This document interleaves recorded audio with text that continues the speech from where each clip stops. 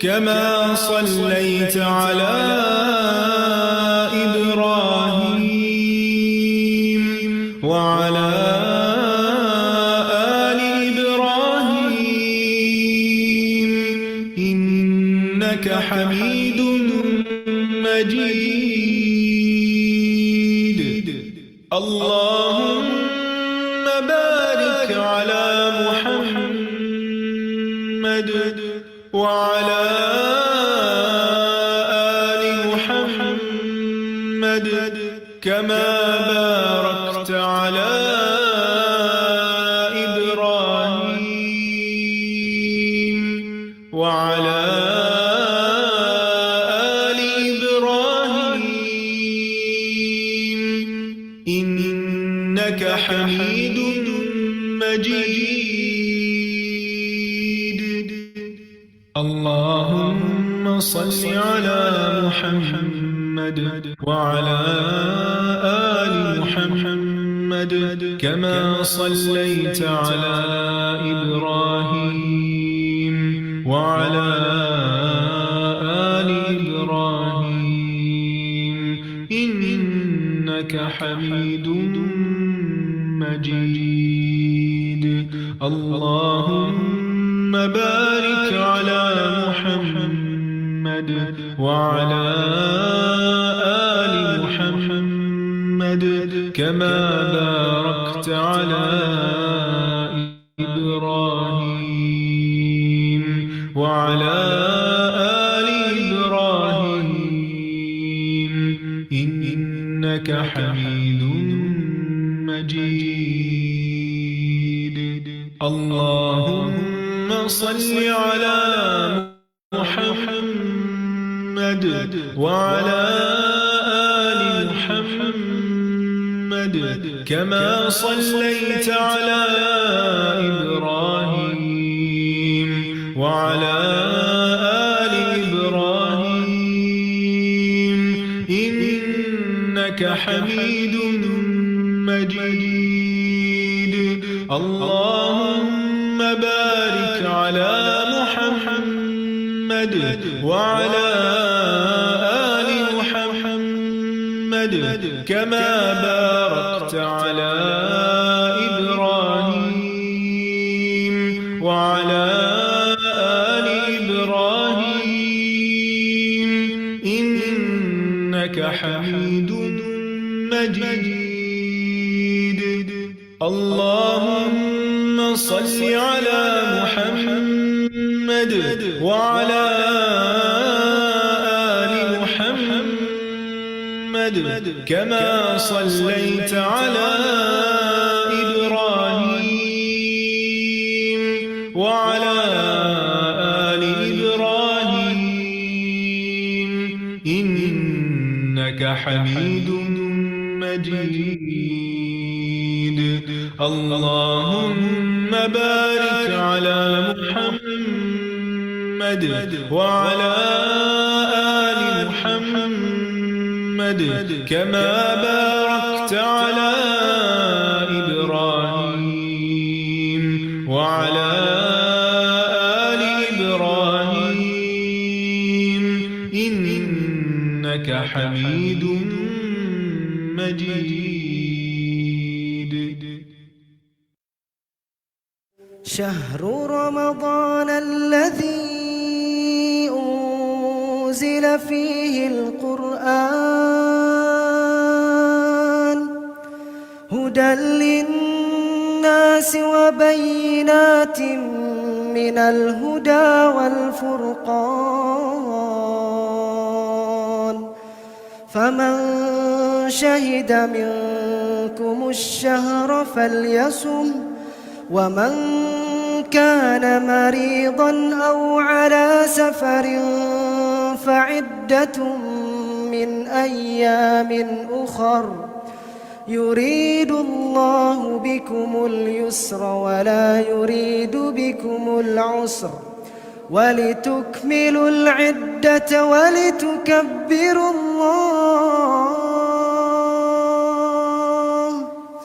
ولتكملوا العدة ولتكبروا الله على ما هداكم ولعلكم تشكرون.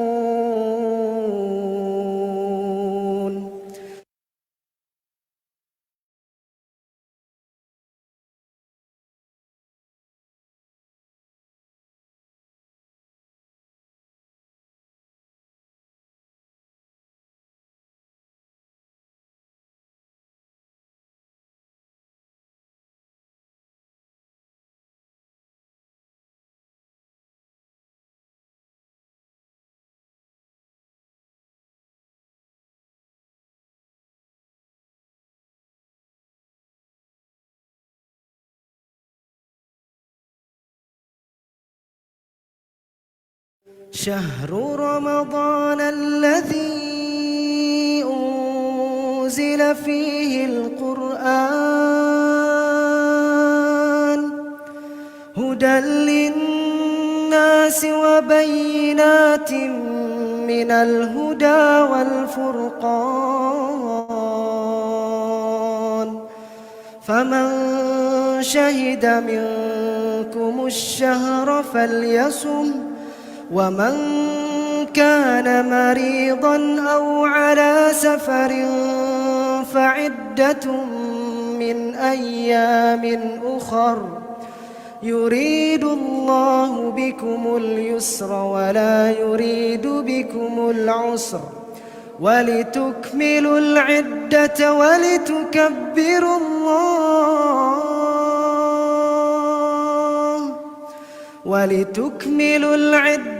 ولتكبروا الله على ما هداكم ولعلكم تشكرون.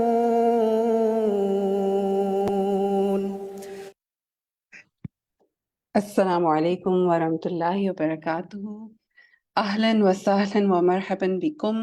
آپ سب کو بہت ہی وارم ویلکم.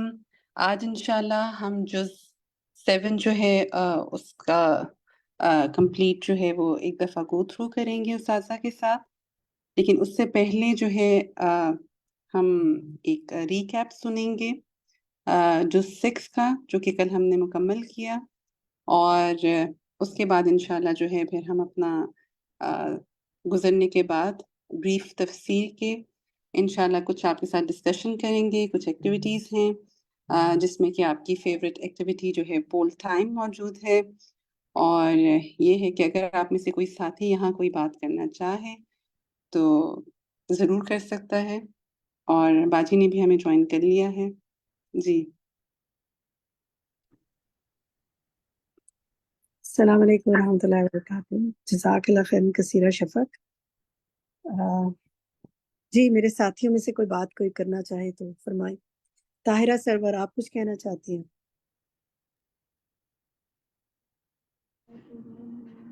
السلام علیکم ورحمۃ اللہ وبرکاتہ. وعلیکم السلام ورحمۃ اللہ وبرکاتہ. جی فرمائیے. جی مجھے نا تھوڑی سی آپ کی رہنمائی چاہیے تھی. ایک سوال پوچھنا تھا. سوال یہ تھا کہ عورتیں جب جماعت پڑھتی ہیں، اب جیسے تراویح کے لیے جماعت کے لیے جاتی ہیں، تو ویسے تو نبی صلی اللہ علیہ وسلم نے یہ فرمایا کہ کوئی عورتوں کی علیحدہ نہیں ہے، جس طرح مرد پڑھتے ہیں عورتیں بھی ویسے اسی انداز سے پڑھتی ہے.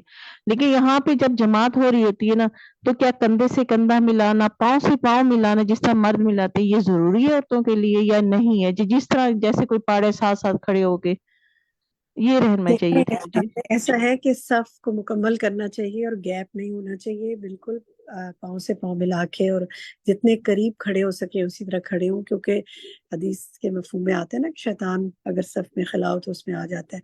تو جس طرح مردوں کی صف بننی چاہیے اسی طرح عورتوں کی. ایک پیمفلٹ ہے اس حوالے سے باجماعت نماز کا، بہت اچھا ہے. الہدایٰ نے اسی لیے پبلش کیا ہے ان چیزوں کی رہنمائی کے لیے. انشاءاللہ وہ ہم آپ کے ساتھ گروپ میں شیئر کر لیں گے. اگر آپ گروپ میں شامل ہیں، اگر نہیں ہے تو ضرور ہو جائیں، اس کو پڑھ لیجئے. باجماعت نماز مردوں اور عورتوں کے احکامات ایک ہی جیسے ہیں اور وہ ہمیں معلوم ہونے چاہیے اور گیپ نہیں ہونا چاہیے. ٹھیک ہے جی جزاک اللہ خیر. جی جزاک اللہ خیر. اوکے. اور فرمائیے جی سہرش آپ کہیے. جی باجی، کل والے سبق سے میں نے آیت نمبر 148 سورہ نساء کی، لا يحب اللہ الجہر بالسوء من القول الا من ظلم، وَكَانَ اللَّهُ سَمِيعًا عَلِيمًا. برائی کے ساتھ آواز بلند کرنے کو اللہ سبحانہ وتعالیٰ نے پسند نہیں کرا ہے مگر یہ کہ کسی پر ظلم ہوا ہو، اور اللہ خوب سننے والا اور جاننے والا ہے. اسی آیت میں سے باجی میں نے عمل کے 7 پوائنٹس نکالے الحمدللہ. بتائیے کیا پوائنٹس نکالے. چلیں اگر آپ شیئر کر لیں لکھ کر وہاں پر چیٹ میں، تو باقی ساتھیوں کو بھی انشاءاللہ فائدہ ہو جائے گا. میں کچھ اور ساتھیوں کو موقع دے دیتی ہوں. نور شمع آپ کہیے. جی السلام علیکم ورحمۃ اللہ وبرکاتہ. جی باجی میں نے بھی یہی آیت لکھی ہے. اب انہوں نے یہ والی سنا دی ہے تو پھر تو میں تو یہی لکھی ہوں نا، تو مجھے بھی یہی آپ سنانی کوئی پڑے گی. عمل کا پوائنٹ بتائیں آپ نے اس سے سیکھا. جی عمل کا پوائنٹ میں نے یہ سیکھا ہے کہ جب آواز بلند کرنا اللہ تعالیٰ کو پسند نہیں ہے، تو مجھے بہت اچھا لگا یہ چیز کہ ہم لوگ تو بار بار پہ ہم لوگ سمجھ ہی نہیں آتا کہ آواز بلند کرنا اللہ کو پسند ہے یا نہیں ہے. ہم تو بات بات پہ بچوں کے ساتھ کسی کے بھی ساتھ کبھی بھی ہم لوگ چیخ رہے ہوتے ہیں، چلا رہے ہوتے ہیں کبھی بھی. تو اپنی آواز کو دھیما رکھنا ہے، اس پہ کنٹرول رکھنا ہے، اس بات کو یاد رکھنا ہے کہ ہماری آواز بلند نہ ہونے پائے کیونکہ اللہ کو پسند نہیں ہے. اچھا یہاں آواز بلند، برائی کے خلاف آواز بلند کرنے کی بات ہو رہی ہے نا، وہ سائد کی بات کر رہی ہے نا آپ.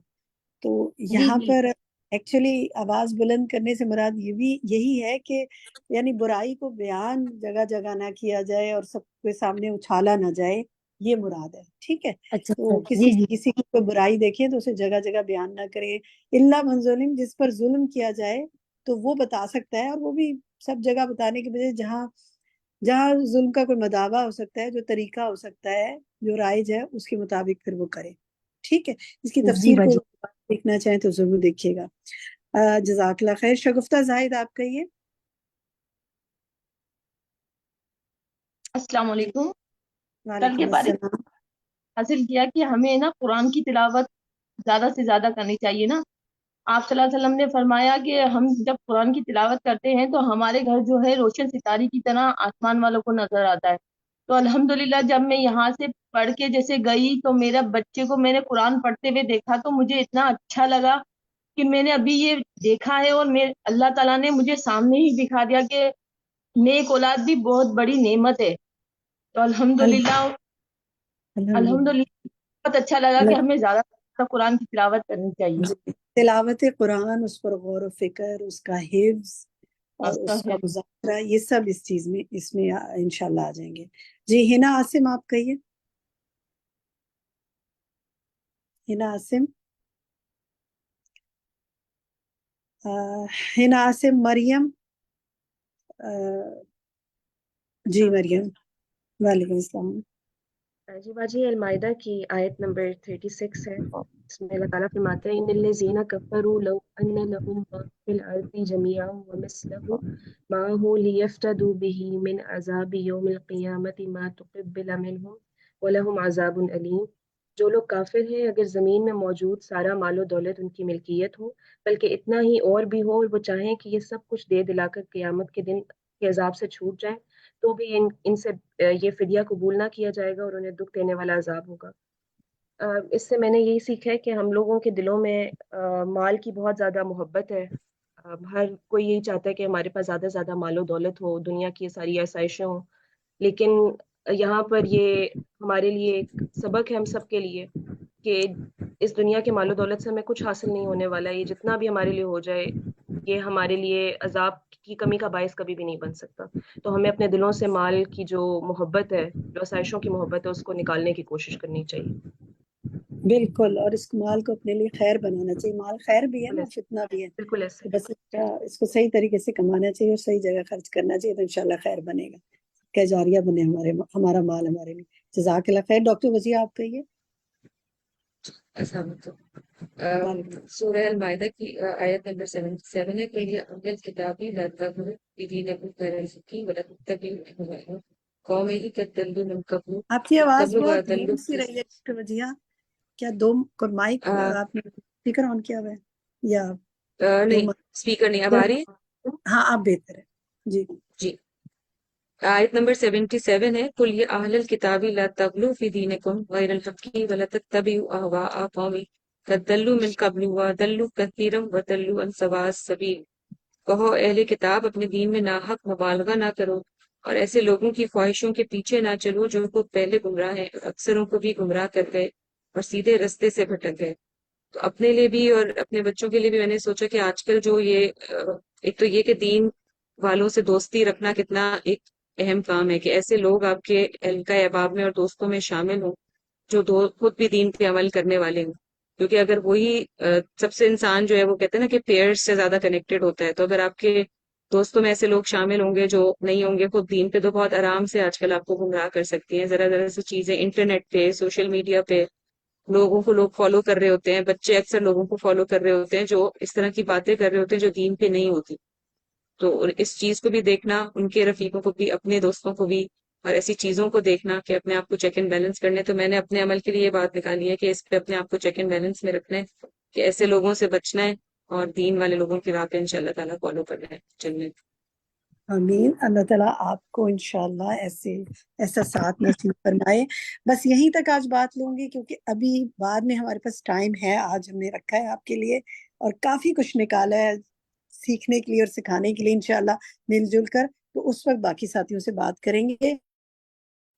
میں ایک دعا کے ساتھ آگے موو کرتی ہوں جو میں نے کہا تھا کہ استغفار کی ایک دعا ہم روز انشاءاللہ مانگتے جائیں گے کہ ربنا اننا آمنا فاغفر لنا ذنوبنا وقنا عذاب النار. اے ہمارے رب، ہم ایمان لائے، ہماری خطاؤں سے درگزر فرما اور ہمیں آتش دوزخ سے بچا. آمین. تو جناب اب ہم ریکیپ سنتے ہیں کل کا، پچھلے پارے کا، پارا 6 کا، اور پھر اس کے بعد پارا 7 کا فہم حاصل کریں گے. پھر آپ کے ساتھ آپ نے ترجمے کی سلائڈز پر فوکس کر کے غور کرنا ہے کیونکہ ہم نے کافی سوالات اس سے نکالے ہیں آپ کے لیے. اور اس کے بعد انشاءاللہ ہم جب ڈسکشن کر لیں گے ریفلیکشنز پہ، کوئز پول کی طرف چلیں گے. چلتے ہیں اپنے ایڈمن کی طرف. Over to you Warda.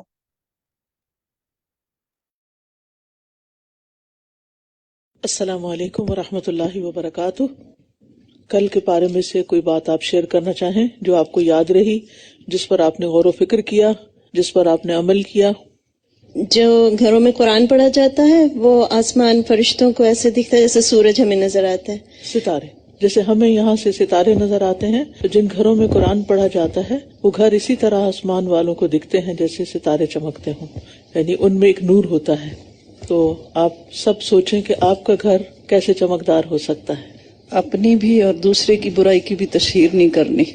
جی ہاں، اپنی برائی کی تشہیر بھی نہیں کرنی کہ کوئی گناہ کر لیا ہے اور پھر اس کو پبلک کریں. اور اسی طرح کسی کے اندر کوئی عیب دیکھا ہے، کسی کا کوئی گناہ پتہ چلا ہے تو اس کو بھی بدنام نہیں کرنا. دین کا مذاق اڑانے والے بے عقل ہوتے ہیں اور ہمیں ان سے دوستی نہیں رکھنی چاہیے. جی ہاں، اس مجلس سے اٹھ جانا چاہیے، اس مجلس میں شریک نہیں ہونا چاہیے جہاں لوگ دین کا مذاق اڑا رہے ہیں. یہ آیت بہت میرے دل کو لگی ہے کہ تعاونوا علی البر والتقوی، تو یہ آپ ہر جگہ ہی امپلیمنٹ کر سکتے ہیں. جی گھر میں، اسکول میں، بالکل ہر جگہ. کہیں بھی کوئی نیکی کا کام، خیر کا کام، اچھا کام کر رہا ہو تو آگے بڑھ کر اس کی مدد کرنی چاہیے. اس سے کیا ہوگا؟ آپ کو بھی اجر و ثواب میں شرکت کا موقع مل جائے گا. دین میں غلو سے بچو، ایکسٹریم رویوں سے بچو. دین میں غلوب نہیں ہونا چاہیے، افراط و تفریط نہیں ہونی چاہیے. قناعت کا سبق یاد رکھا. قناعت کیا ہوتی ہے؟ کہ جتنا انسان کے پاس ہے اس پر راضی اور خوش رہے، مطمئن رہے. نافرمانیاں کرنے والوں پر بھی فرض ہے کہ وہ برائیوں سے روکیں. جی، یعنی اگر آپ سمجھتے ہیں کہ میں تو بہت گناہگار ہوں اور آپ کسی کو کسی اور گناہ سے روک سکتے ہیں تو آپ روکیے. یہ نہیں سوچنا چاہیے کہ جب میں فرشتہ بن جاؤں گی تو پھر برائیوں سے روکوں گی. کتنے ہی انبیاء ہیں جن کا ذکر یا نام قرآن کریم میں نہیں ہے، تو ہمیں فکر ہی ہونی چاہیے کہ ہمارا نام اور مقام اللہ تعالیٰ کے نزدیک کیا ہے. کچھ آئیے کہ دنیا میں شہرت کی طلب ہو کہ ہم نے اتنی نیکیاں کی، ہمیں کوئی پوچھتا نہیں، ہماری تعریف نہیں ہو رہی، ہماری شہرت نہیں ہو رہی. تو نیکی شہرت کے لیے نہیں کرنی. فاستبیقوا الخیرات، یہ میرے لیے سب سے بڑی موٹیویشن رہتی ہے استاذہ جی کہ ہر وقت اللہ کے نیکی کا کام آئے تو کوشش کرے کہ وہاں پہ پہلے کھڑے رہیں اور بھاگیں اس کے نیکیوں میں سب سے آگے ہوں، نمبر 1 ہوں. فاستبقوا الخیرات. خوش فہمیوں سے نجات نہیں ہوگی، عمل کرنا ضروری ہے. جی، یعنی آخرت میں نجات خوش فہمیوں کے بنا پہ نہیں ہوگی بلکہ کچھ کر کے جانا ہوگا، اور کرنے کا وقت یہی ہے اس دنیا میں. السلام علیکم ورحمۃ اللہ وبرکاتہ. نحمده ونصلی علی رسولہ الکریم، اما بعد فاعوذ باللہ من الشیطان الرجیم. بسم اللہ الرحمن الرحیم. رب اشرح لی صدری ویسر لی امری واحلل عقدۃ من لسانی یفقہوا قولی. الحمد للہ المتصف بالجلال والکمال المنزہ عن الانداد والاشباہ والامثال قیوم لا ینام عزیز لا یرام نحمدہ سبحانہ ان ہدانا للاسلام ونشکرہ علی ما حبانا بہ من الفضل والانعام. تمام قسم کی حمد اللہ کے لیے ہے جو جلال اور کمال سے متصف ہے، وہ ہمسر، شبیہ اور ہم مثل سے پاک ہے. وہ تمام کائنات کا نظام چلانے والا ہے، وہ سوتا نہیں ہے، وہ غالب ہے، اس کا قصد نہیں کیا جا سکتا. ہم اللہ سبحانہ وتعالی کی حمد کرتے ہیں کہ اس نے ہمیں اسلام کی طرف ہدایت دی، اور ہم اس کا شکر ادا کرتے ہیں اس بات پر کہ اس نے ہمیں اسلام کے ذریعے فضل اور انعام عطا کیا. وَإِذَا سَمِعُوا مَا أُنزِلَ إِلَى الرَّسُولِ تَرَىٰ أَعْيُنَهُمْ تَفِيضُ مِنَ الدَّمْعِ مِمَّا عَرَفُوا مِنَ الْحَقِّ يَقُولُونَ رَبَّنَا آمَنَّا فَاكْتُبْنَا مَعَ الشَّاهِدِينَ. وَإِذَا سَمِعُوا مَا أُنزِلَ إِلَى الرَّسُولِ تَرَىٰ أَعْيُنَهُمْ تَفِيضُ مِنَ الدَّمْعِ مِمَّا عَرَفُوا مِنَ الْحَقِّ يَقُولُونَ رَبَّنَا آمَنَّا فَاكْتُبْنَا مَعَ الشَّاهِدِينَ. اور جب وہ اس کلام کو سنتے ہیں جو رسول کی طرف نازل کیا گیا ہے تو آپ دیکھتے ہیں کہ حق کو پہچان لینے کی وجہ سے ان کی آنکھیں آنسوں سے چھلک رہی ہوتی ہیں. وہ کہتے ہیں اے ہمارے رب، ہم ایمان لے آئے، بس ہمیں گواہی دینے والوں کے ساتھ لکھ لے. یہ نصارہ کے بارے میں بات کی گئی ہے کہ ایک تو وہ تکبر نہیں کرتے اور یہود کی نسبت مسلمانوں سے زیادہ قریب ہیں، اور دوسرے یہ کہ جب ان میں سے بعض نے قرآن کو سنا تو فوراً ایمان لے آئے. یعنی جس گروہ کو نصارہ کے نام سے یاد کیا گیا ہے کہ ان کا حال یہ تھا کہ جب انہوں نے رسول اللہ صلی اللہ علیہ وسلم کو دیکھا اور ان پر اترنے والی کتاب یعنی قرآن کریم کو سنا تو انہوں نے اس کا والہانہ انداز میں خیر مقدم کیا.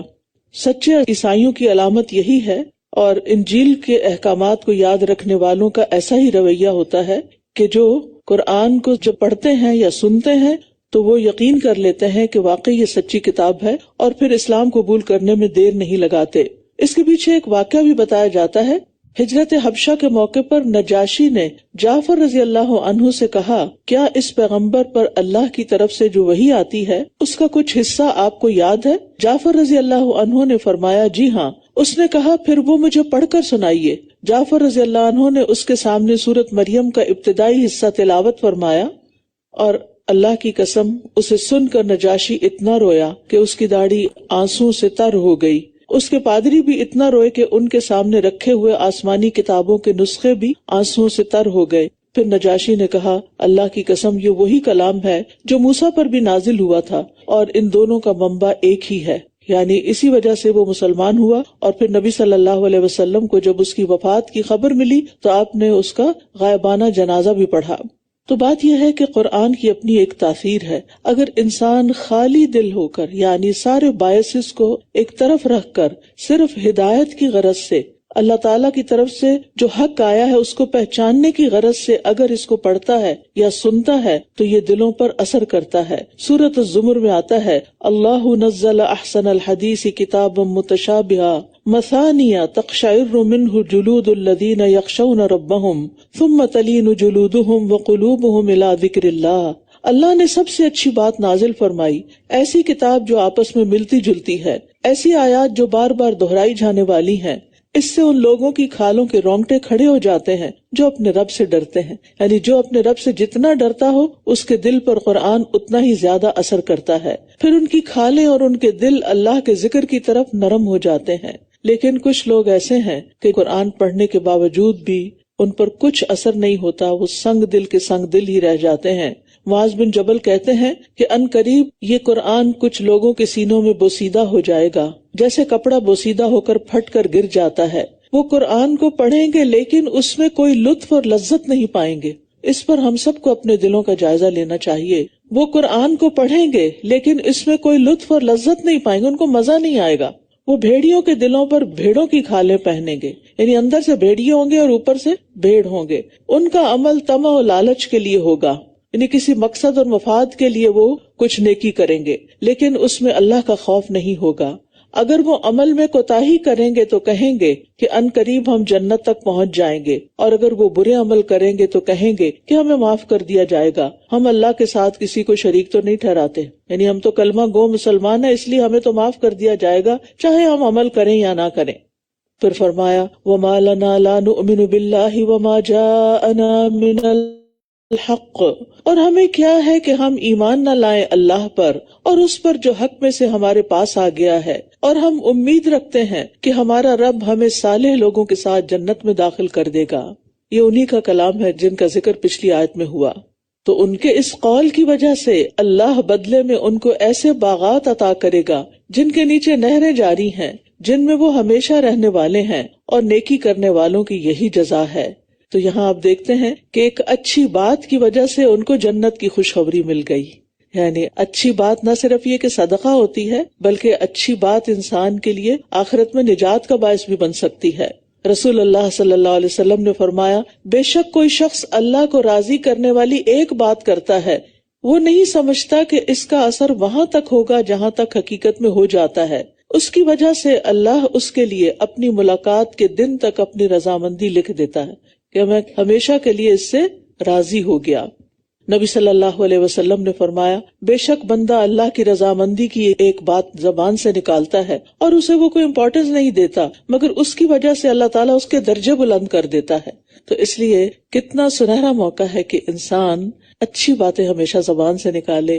اچھی بات نکالنے سے اپنا دل بھی خوش ہوتا ہے، سامنے والے کا بھی خوش ہوتا ہے، اور سب سے بڑھ کر یہ کہ اللہ راضی ہو جاتا ہے، اور وہ اچھی بات ہمارے نامہ اعمال میں لکھ دی جاتی ہے، حسنات میں شمار کر دی جاتی ہے. اس لیے جب بھی بولیں سوچ کر بولیں. والذین کفروا وکذبوا بآیاتنا اولئک اصحاب الجحیم، اور وہ لوگ جنہوں نے کفر کیا اور ہماری آیات کو جھٹلایا، یہی لوگ جہنم کے ساتھی ہیں. پھر فرمایا، یا ایھا الذین آمنوا لا تحرموا طیبات ما احل اللہ لکم ولا تعتدوا ان اللہ لا يحب المعتدین. اے لوگو جو ایمان لائے ہو، ان پاکیزہ چیزوں کو حرام مت ٹھہراؤ جو اللہ نے تمہارے لیے حلال کی ہیں، اور نہ تم حد سے تجاوز کرو، بے شک اللہ حد سے تجاوز کرنے والوں کو پسند نہیں کرتا. پیچھے نصارہ کی بات کی گئی، اور نصارہ کے اندر رہبانیت پائی جاتی ہے، اور وہ اپنے اوپر پاکیزہ چیزوں کو بھی حرام کر دیتے ہیں اور اس کو نیکی سمجھتے ہیں. تو اس لیے یہاں پر اہل ایمان کو بتایا گیا کہ جو پاکیزہ چیزیں اللہ نے حلال کی ہیں ان کو اپنے اوپر حرام مت ٹھہراؤ، یعنی یہ نیکی نہیں، اسلام میں رہبانیت نہیں. حلال چیز سے بغیر عذر کے پرہیز کرنا ناپسندیدہ ہے. ہاں اگر کسی ڈاکٹر نے آپ کو منع کیا ہے یا کوئی چیز آپ کی صحت کے لیے نقصان دہ ہے، اب دیکھیں یہاں بچوں کو کتنی فوڈ الرجیز ہو جاتی ہیں، وہ بیچارے چاہتے ہوئے بھی نہیں کھا سکتے کیونکہ کھا لیں تو ان کی جان کے لالے پڑ جاتے ہیں، تو ان کے لیے تو ایک عذر ہے. لیکن عذر کے بغیر صرف نیکی سمجھ کر، صرف تقوی کی علامت سمجھ کر حلال چیزوں کو چھوڑنا یہ درست نہیں، اور یہ ہمارے دین میں پسندیدہ نہیں. ہمارے ہاں تقوی کیا ہے؟ شک والی چیزوں کو چھوڑ دو، حرام چیزوں کو چھوڑ دو، یہ ہے اصل تقوی، یہ ہے اللہ تعالیٰ کا حکم. اور پھر اسی طرح یہ ہے کہ حلال اور طیب کھانوں کو خود پر حرام نہیں ٹھہرانا چاہیے. ایک آدمی نبی صلی اللہ علیہ وسلم کے پاس آیا اور کہنے لگا، اے اللہ کے رسول صلی اللہ علیہ وسلم، جب میں گوشت کھا لیتا ہوں تو عورت کے لیے بے چین ہو جاتا ہوں اور مجھ پر شہوت چھا جاتی ہے، چنانچہ میں نے اپنے آپ پر گوشت کھانا حرام کر لیا ہے. اس پر اللہ تعالیٰ نے یہ آیت نازل فرمائی کہ ایسا نہ کیا جائے، یعنی حلال کو حرام نہ کیا جائے. وَكُلُوا مِمَّا رَزَقَكُمُ اللَّهُ حَلَالًا طَيِّبًا وَاتَّقُوا اللَّهَ الَّذِي أَنتُم بِهِ مُؤْمِنُونَ، اور اللہ نے جو حلال پاکیزہ رزق تمہیں عطا کیا ہے اس میں سے کھاؤ، یعنی کھانا منع نہیں، بس جیسے ایک اور جگہ پر آتا ہے کُلُوا وَاشْرَبُوا وَلَا تُسْرِفُوا، کھاؤ پیو لیکن اسراف نہ کرو، حد سے زیادہ نہ کھاؤ. تو حلال اور پاکیزہ رزق کھاؤ لیکن ساتھ کیا کرو؟ اور اللہ سے ڈرو، اللہ کا تقوی اختیار کرو جس پر تم ایمان رکھتے ہو. لا يؤاخذكم الله باللغو في ايمانكم ولكن يؤاخذكم بما عقدتم الايمان. اللہ تمہاری قسموں میں سے لغو قسم پر تمہارا مواخذہ نہیں کرے گا، لیکن وہ ان قسموں پر تمہارا مواخذہ ضرور کرے گا جو تم نے مضبوط باندھی. تو اس قسم توڑنے کا کفارہ 10 مسکینوں کو درمیانے درجے کا کھانا کھلانا ہے.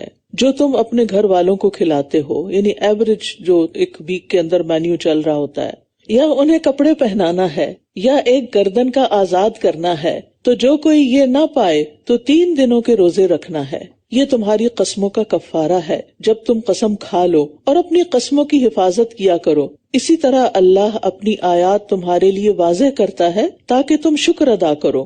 تو یہاں یہ بتایا جا رہا ہے کہ اگر انسان کسی بات کی قسم کھا لے تو پھر کیا کرے اگر وہ اس کو پورا نہیں کر سکتا، خاص طور پر اگر طیب فوڈ، حلال فوڈ کو نہ کھانے کی قسم کھا لے۔ مثلاً آپ کو کسی نے فوڈ آفر کی، آپ اس کو ذرا تھوڑی دیر دیکھنے لگے تو کہ کیا چن رہی ہو، تو آپ غصے میں آ گئے اور آپ نے کہا اللہ کی قسم آج کے بعد تو میں یہ کھاؤں گی نہیں۔ اب وہ حلال ہے، پاکیزہ ہے، ہولسم ہے، لیکن آپ صرف کسی کی بات کی وجہ سے قسم کھا بیٹھے، لیکن آپ کا دل تو ہے۔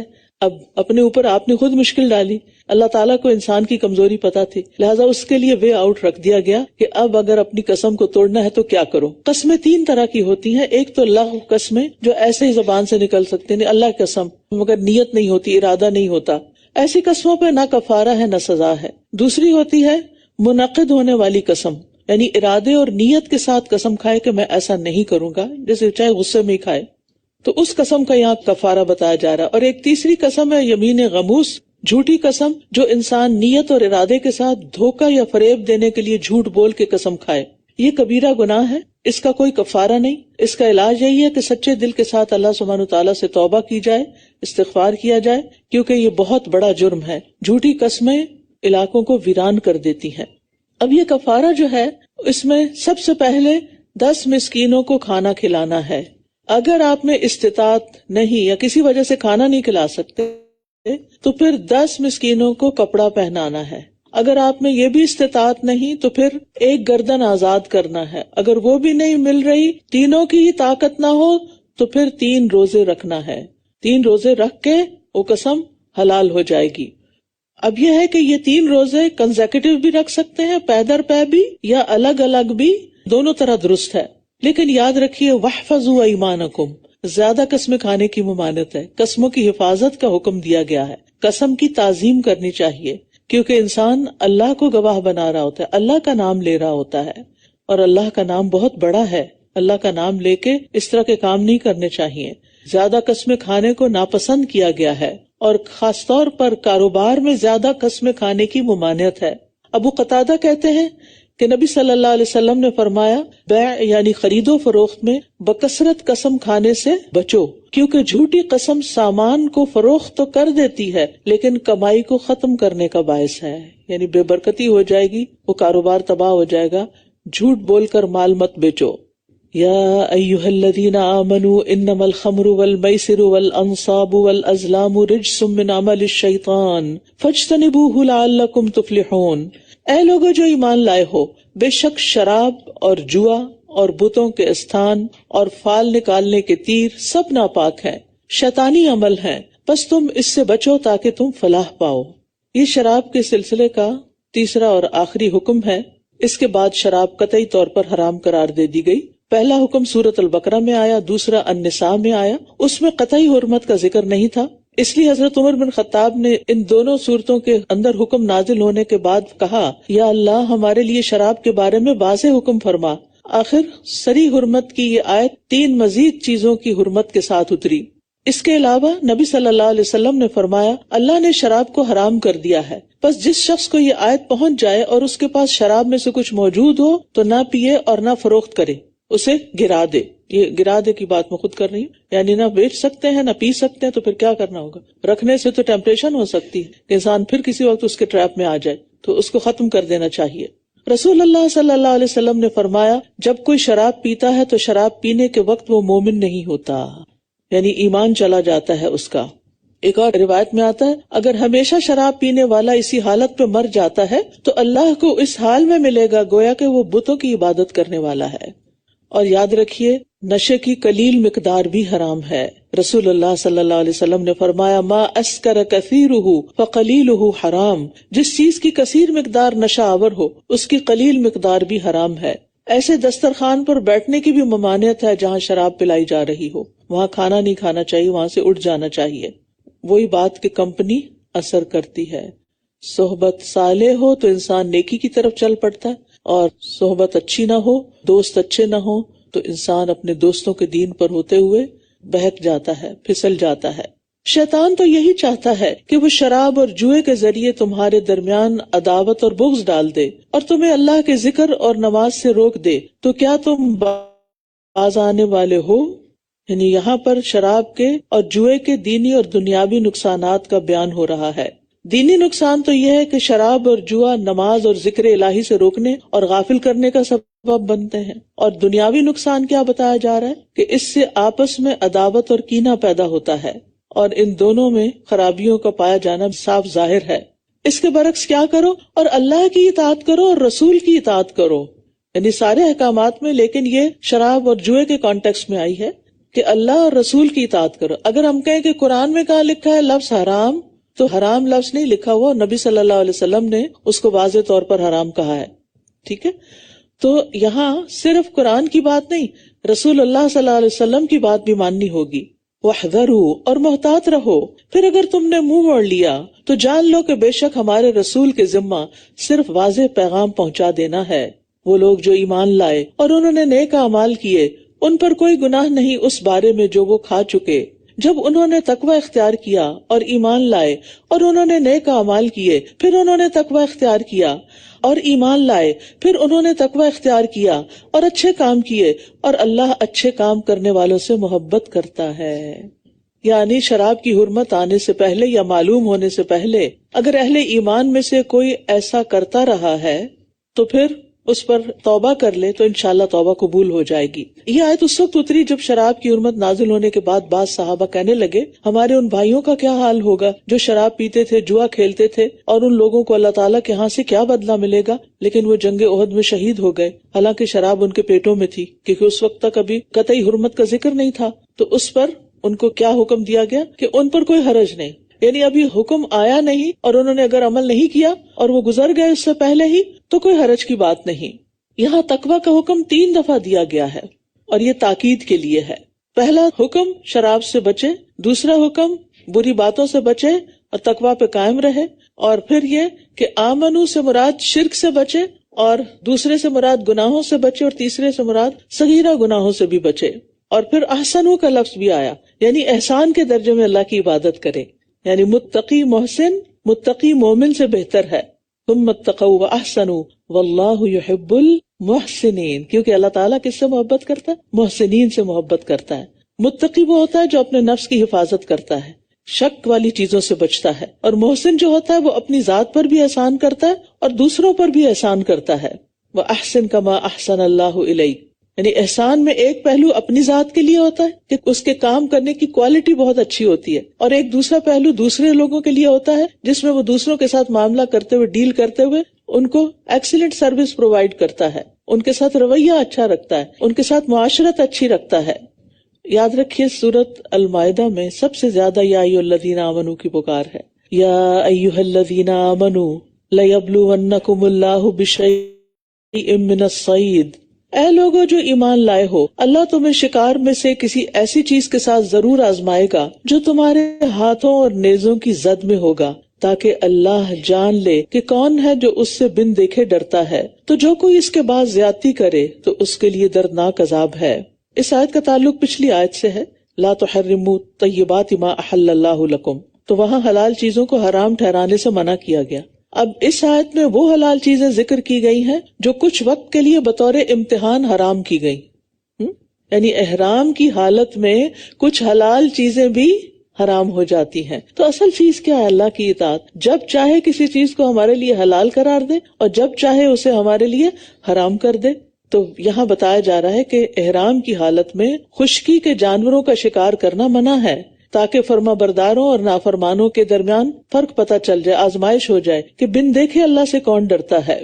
اور پھر یہاں تنالہ ایدیکم ورماحکم، اس سے کیا مراد ہے؟ یعنی چھوٹے جانور یا جانوروں کے بچے جنہیں تم ہاتھ سے بھی پکڑ سکتے ہو، یا بڑے جانور جن کا تم نیزوں سے شکار کر سکتے ہو، جبکہ احرام کی حالت میں خشکی کے جانوروں کا شکار منع ہے، لیکن اب وہ تمہارے پاس آ رہے ہیں، خود آ رہے ہیں امتحان کے لیے کہ اب کرتے کیا ہیں۔ جیسے اصحاب السبت کا امتحان ہوا تھا لیکن وہ ناکام ہو گئے، اسی طرح مسلمانوں کا بھی ایک ٹیسٹ ہوا کہ شکار احرام کی حالت میں خود بخود ان کے اوپر آ کے گر رہا تھا لیکن وہ اس کو نہیں پکڑ رہے تھے۔ تو جو شخص غائبانہ طور پر رب سے ڈرے اس کے لیے قرآن میں مغفرت اور اجر کریم کا وعدہ کیا گیا ہے۔ وَخَشِيَ الرَّحْمَنَ بِالْغَيْبِ فَبَشِّرْهُ بِمَغْفِرَةٍ وَأَجْرٍ كَرِيمٍ۔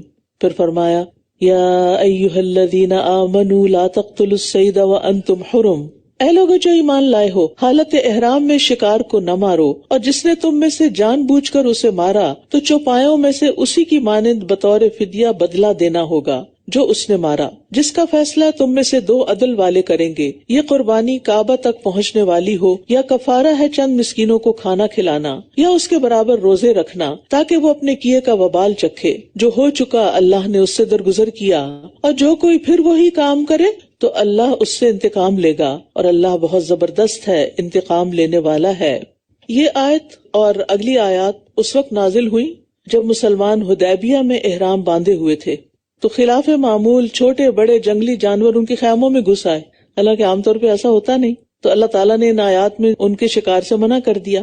تو جو محرم ہوتا ہے یعنی احرام پہنے ہوئے، نہ وہ خود شکار کر سکتا ہے نہ شکار میں کسی کی مدد کر سکتا ہے۔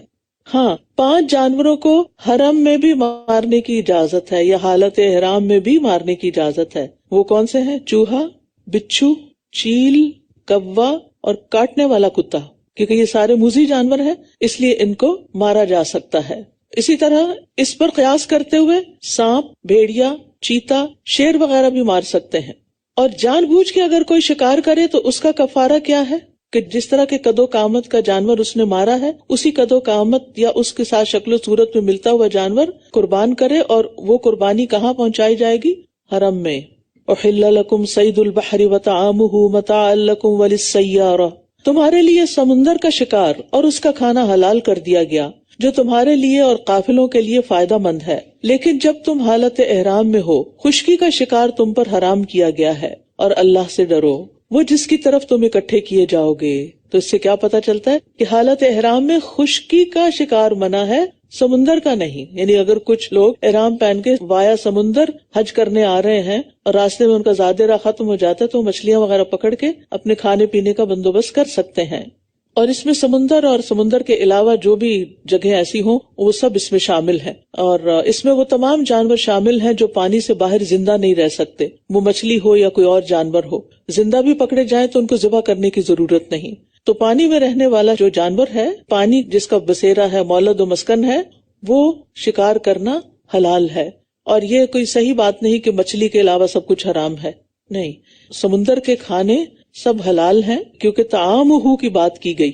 صحابہ کرام نے نبی صلی اللہ علیہ وسلم سے سمندر کے پانی کے بارے میں پوچھا تو آپ نے فرمایا هو الطہور ماؤہ، اس کا پانی پاک ہے، یعنی وضو وغیرہ کر سکتے ہو۔ الحل میتتہ، اس کا مردار بھی حلال ہے، یعنی اگر کوئی جانور وہیں اندر مر گیا اور اوپر آ گیا تو اس کو بھی استعمال کر سکتے ہو، کیونکہ سمندر کے اندر کتنا نمک ہوتا ہے نا، تو وہ ایک پریزرویٹو کا کام کر رہا ہوتا ہے۔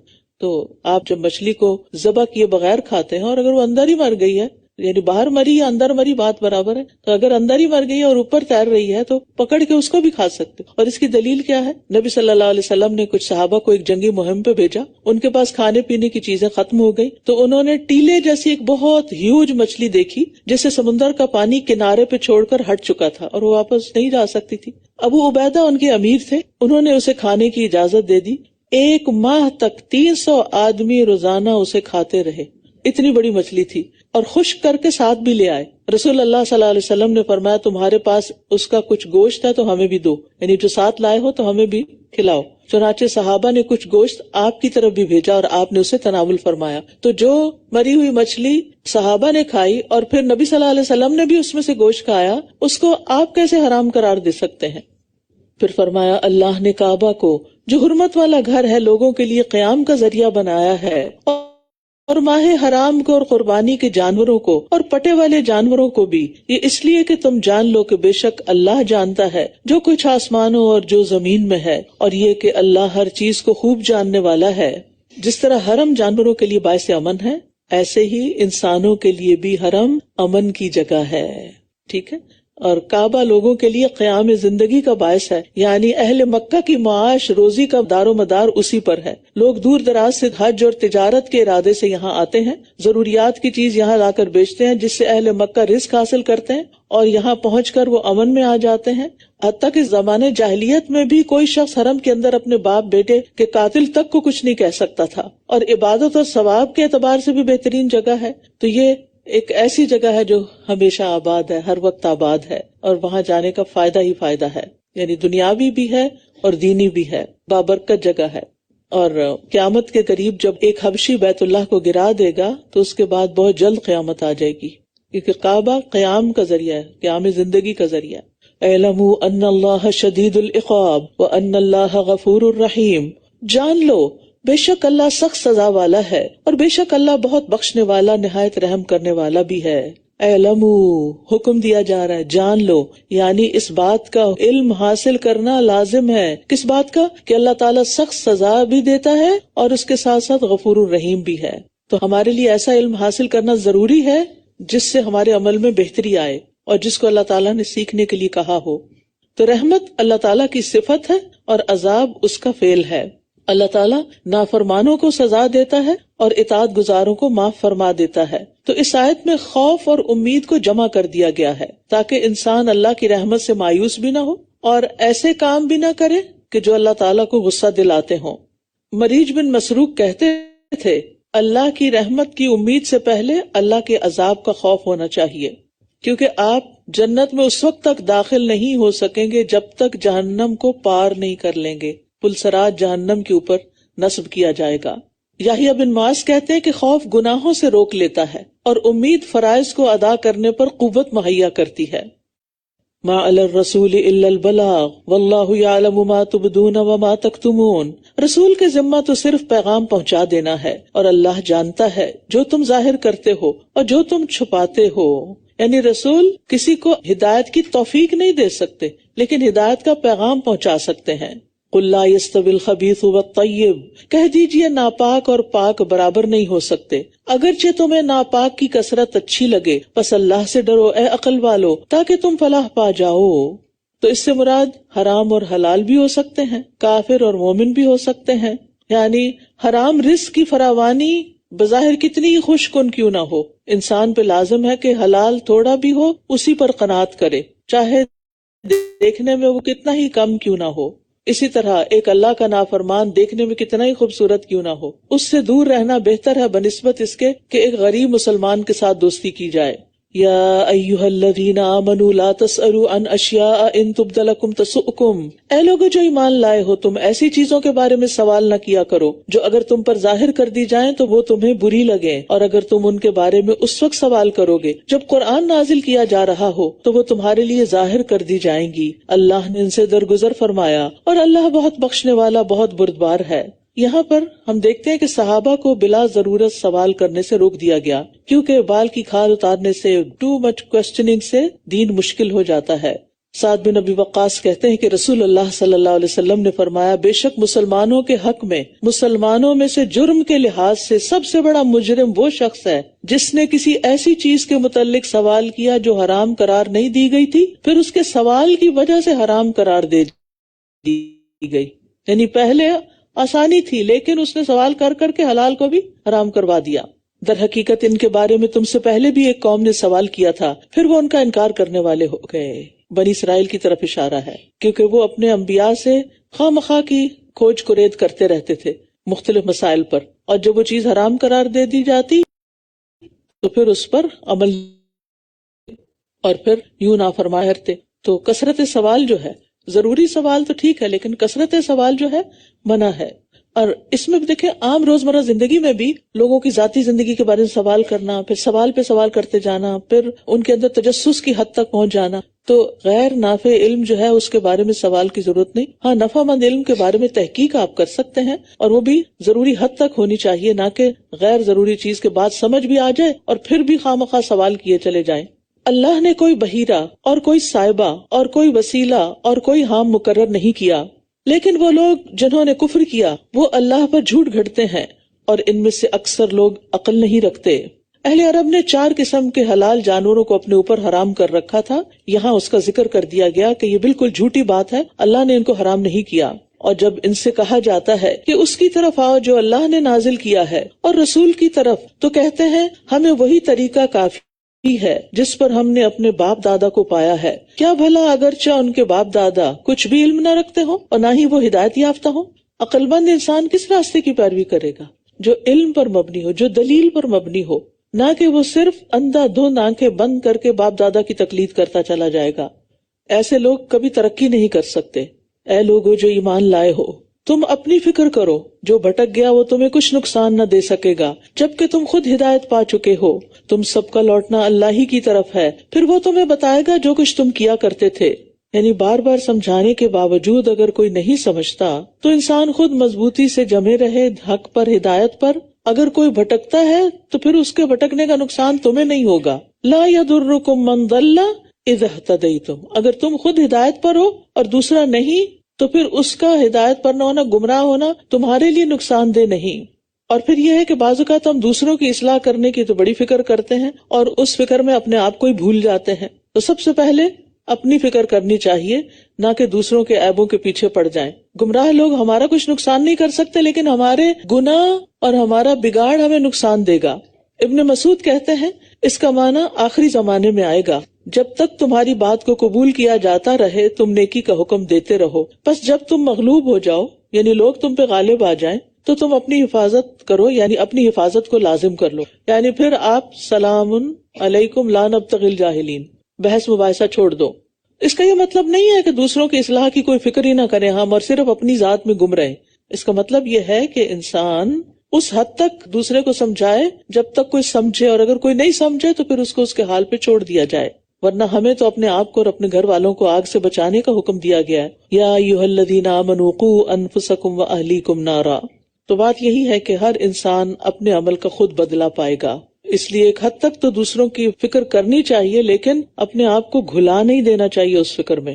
بعض اوقات آپ دین کے رستے پر ہیں، آپ کے ہسبینڈ نہیں ہیں، جو بات آپ کو پتہ چلتی ہے آپ ان کو بتاتے ہیں اور وہ آپ کو ہمیشہ ڈانٹ دیتے ہیں، جھڑک دیتے ہیں، موڈ آف کر لیتے ہیں اور گھر کی فضا خراب ہو جاتی ہے. تو پھر ظاہر ہے وہ قوام ہیں، وہ بھی ذمہ دار ہیں، ایڈلٹ ہیں. تو اگر وہ بات نہیں سنتے تو آپ کا کوئی نقصان نہیں، آپ گھر کی فضا کو خراب نہ کریں، ان کو پھر ان کے حال پہ چھوڑ دیں. جہاں کہیں مناسب موقع ہو تو اچھی کوئی بات شیئر کر لیں، ورنہ پیچھے نہ پڑے اور کسی کے بھی پیچھے نہ پڑے. بچوں کو بھی سمجھانے کے بعد ان کو چھوڑ دیں، کیونکہ وہ ایک انڈیپینڈنٹ اینٹی ہیں، وہ ہمارا مال نہیں ہے کہ ہم اپنی مٹھی میں اس کو بند کر کے رکھیں. بچوں کو بھی سپیس دیں، ان کو بھی سمجھانے کے بعد غلطی کرنے کی بھی گنجائش دیں. پھر فرمایا اے لوگو جو ایمان لائے ہو، جب تم میں سے کسی کو موت آئے تو وصیت کرتے وقت تم میں سے 2 عدل والوں کی گواہی ہوگی یا تمہارے علاوہ 2 اور لوگوں کی. اگر تم زمین میں سفر کر رہے ہو پھر تمہیں موت کی مصیبت آ پہنچے تو شک کی صورت میں تم ان دونوں گواہوں کو نماز کے بعد روک لو گے.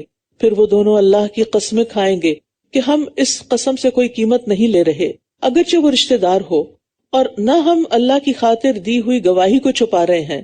اگر ہم ایسا کریں تو بے شک تب ہم یقیناً گناہگاروں میں سے ہوں گے. اس کے پیچھے ایک خاص پس منظر ہے، لیکن بات یہی ہے کہ وصیت کرنے کا حکم دیا جا رہا ہے خاص طور پر اس شخص کو کہ جو سفر میں ہو اور اس کی موت کا وقت قریب آ چکا ہو، اسے لگے کہ وہ بچ نہیں سکتا تو اس کو وصیت کر دینی چاہیے. عبداللہ ابن عمر سے روایت ہے کہ نبی صلی اللہ علیہ وسلم نے فرمایا کسی مسلمان کو لائق نہیں کہ وہ 3 راتیں اس حال میں گزار دے کہ اس کے پاس اس کی وصیت نہ لکھی ہوئی ہو. عبداللہ بن عمر کہتے تھے جب سے میں نے یہ بات سنی ہے اس وقت سے میری وصیت میرے پاس موجود رہتی ہے. پھر اگر اس پر اطلاع ہو جائے کہ یہ دونوں یقینی طور پر گناہ کے مرتکب ہوئے ہیں تو وصیت کرنے والے کے 2 قریب ترین رشتہ دار ان دونوں کی جگہ کھڑے ہوں گے، ان میں سے جن کی حق تلفی ہوئی. پھر وہ دونوں اللہ کی قسمیں کھائیں گے کہ ہماری گواہی ان پہلے دونوں کی گواہی سے زیادہ سچی ہے اور ہم نے کوئی زیادتی نہیں کی. اگر ہم ایسا کریں تب ہم بلا شبہ ظالموں میں شمار ہوں گے. یہ طریقہ اس بات کے زیادہ قریب ہے کہ وہ گواہی کو اس کے اصل رخ پر لائیں گے یا وہ ڈریں گے کہ ان کی قسمیں ان ورثاء کی قسموں کے بعد رد کر دی جائیں گی. اور اللہ سے ڈرو اور سنو، اللہ نافرمان لوگوں کو ہدایت نہیں دیتا. یوم یجمع اللہ الرسل فیقول ماذا اجبتم قالوا لا علم لنا انک انت علام الغیوب. جس دن اللہ رسولوں کو جمع کرے گا، پھر پوچھے گا کہ تمہیں کیا جواب دیا گیا تھا، یعنی تمہاری قوم کی طرف سے. وہ کہیں گے ہمیں کچھ علم نہیں، بے شک تو ہی غیب کی باتوں کا خوب علم رکھنے والا ہے. یہ سوال پیغمبروں سے کیوں کیا جائے گا؟ یہ اصل میں تو امتوں کو ڈانٹ ڈپٹ اور ملامت کرنے کے لیے ہوگا. اللہ تعالیٰ ان مجرموں سے نہیں پوچھے گا، پیغمبروں سے پوچھے گا تاکہ ان پر حجت پوری کر دی جائے. پیغمبر کہیں گے لا علم لنا، ہمیں علم نہیں، حالانکہ انہوں نے ان کے اندر عمر گزاری تھی. تو یہ کیوں کہیں گے ہمیں علم نہیں جبکہ انہیں علم تھا؟ یعنی ہم ان کا باطن نہیں جانتے، ہم ان کی اصلیت اور ان کی حقیقت نہیں جانتے، ہم تو صرف ظاہری چیزوں سے ہی واقف ہیں.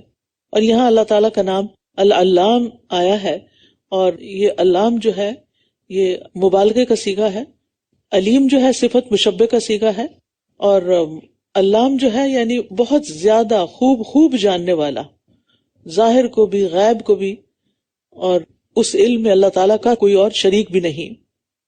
اذ قال اللہ یا عیسی ابن مریم اذکر نعمتی علیک وعلی والدتک، جب اللہ فرمائے گا اے عیسی ابن مریم میری اس نعمت کو یاد کرو جو تم پر اور تمہاری والدہ پر ہوئی، جب میں نے روح القدس کے ساتھ تمہاری تائید کی، تم گہوارے اور ادھیڑ عمر میں لوگوں سے کلام کرتے تھے، اور جب میں نے تمہیں کتاب و حکمت اور تورات اور انجیل کی تعلیم دی، اور جب تم میرے اذن سے مٹی سے پرندے کی شکل کی مانند بناتے، پھر اس میں پھونک مارتے تو وہ میرے اذن سے پرندہ بن جاتا، اور تم پیدائشی اندھے اور برس والے کو میرے اذن سے اچھا کر دیتے، اور جب تم میرے اذن سے مردوں کو نکالتے تھے، اور جب میں نے بنی اسرائیل کو تم سے روکا تھا جب تم ان کے پاس واضح دلائل لے کر آئے، تو ان میں سے جنہوں نے کفر کیا کہنے لگے یہ تو کھلم کھلا جادو ہے.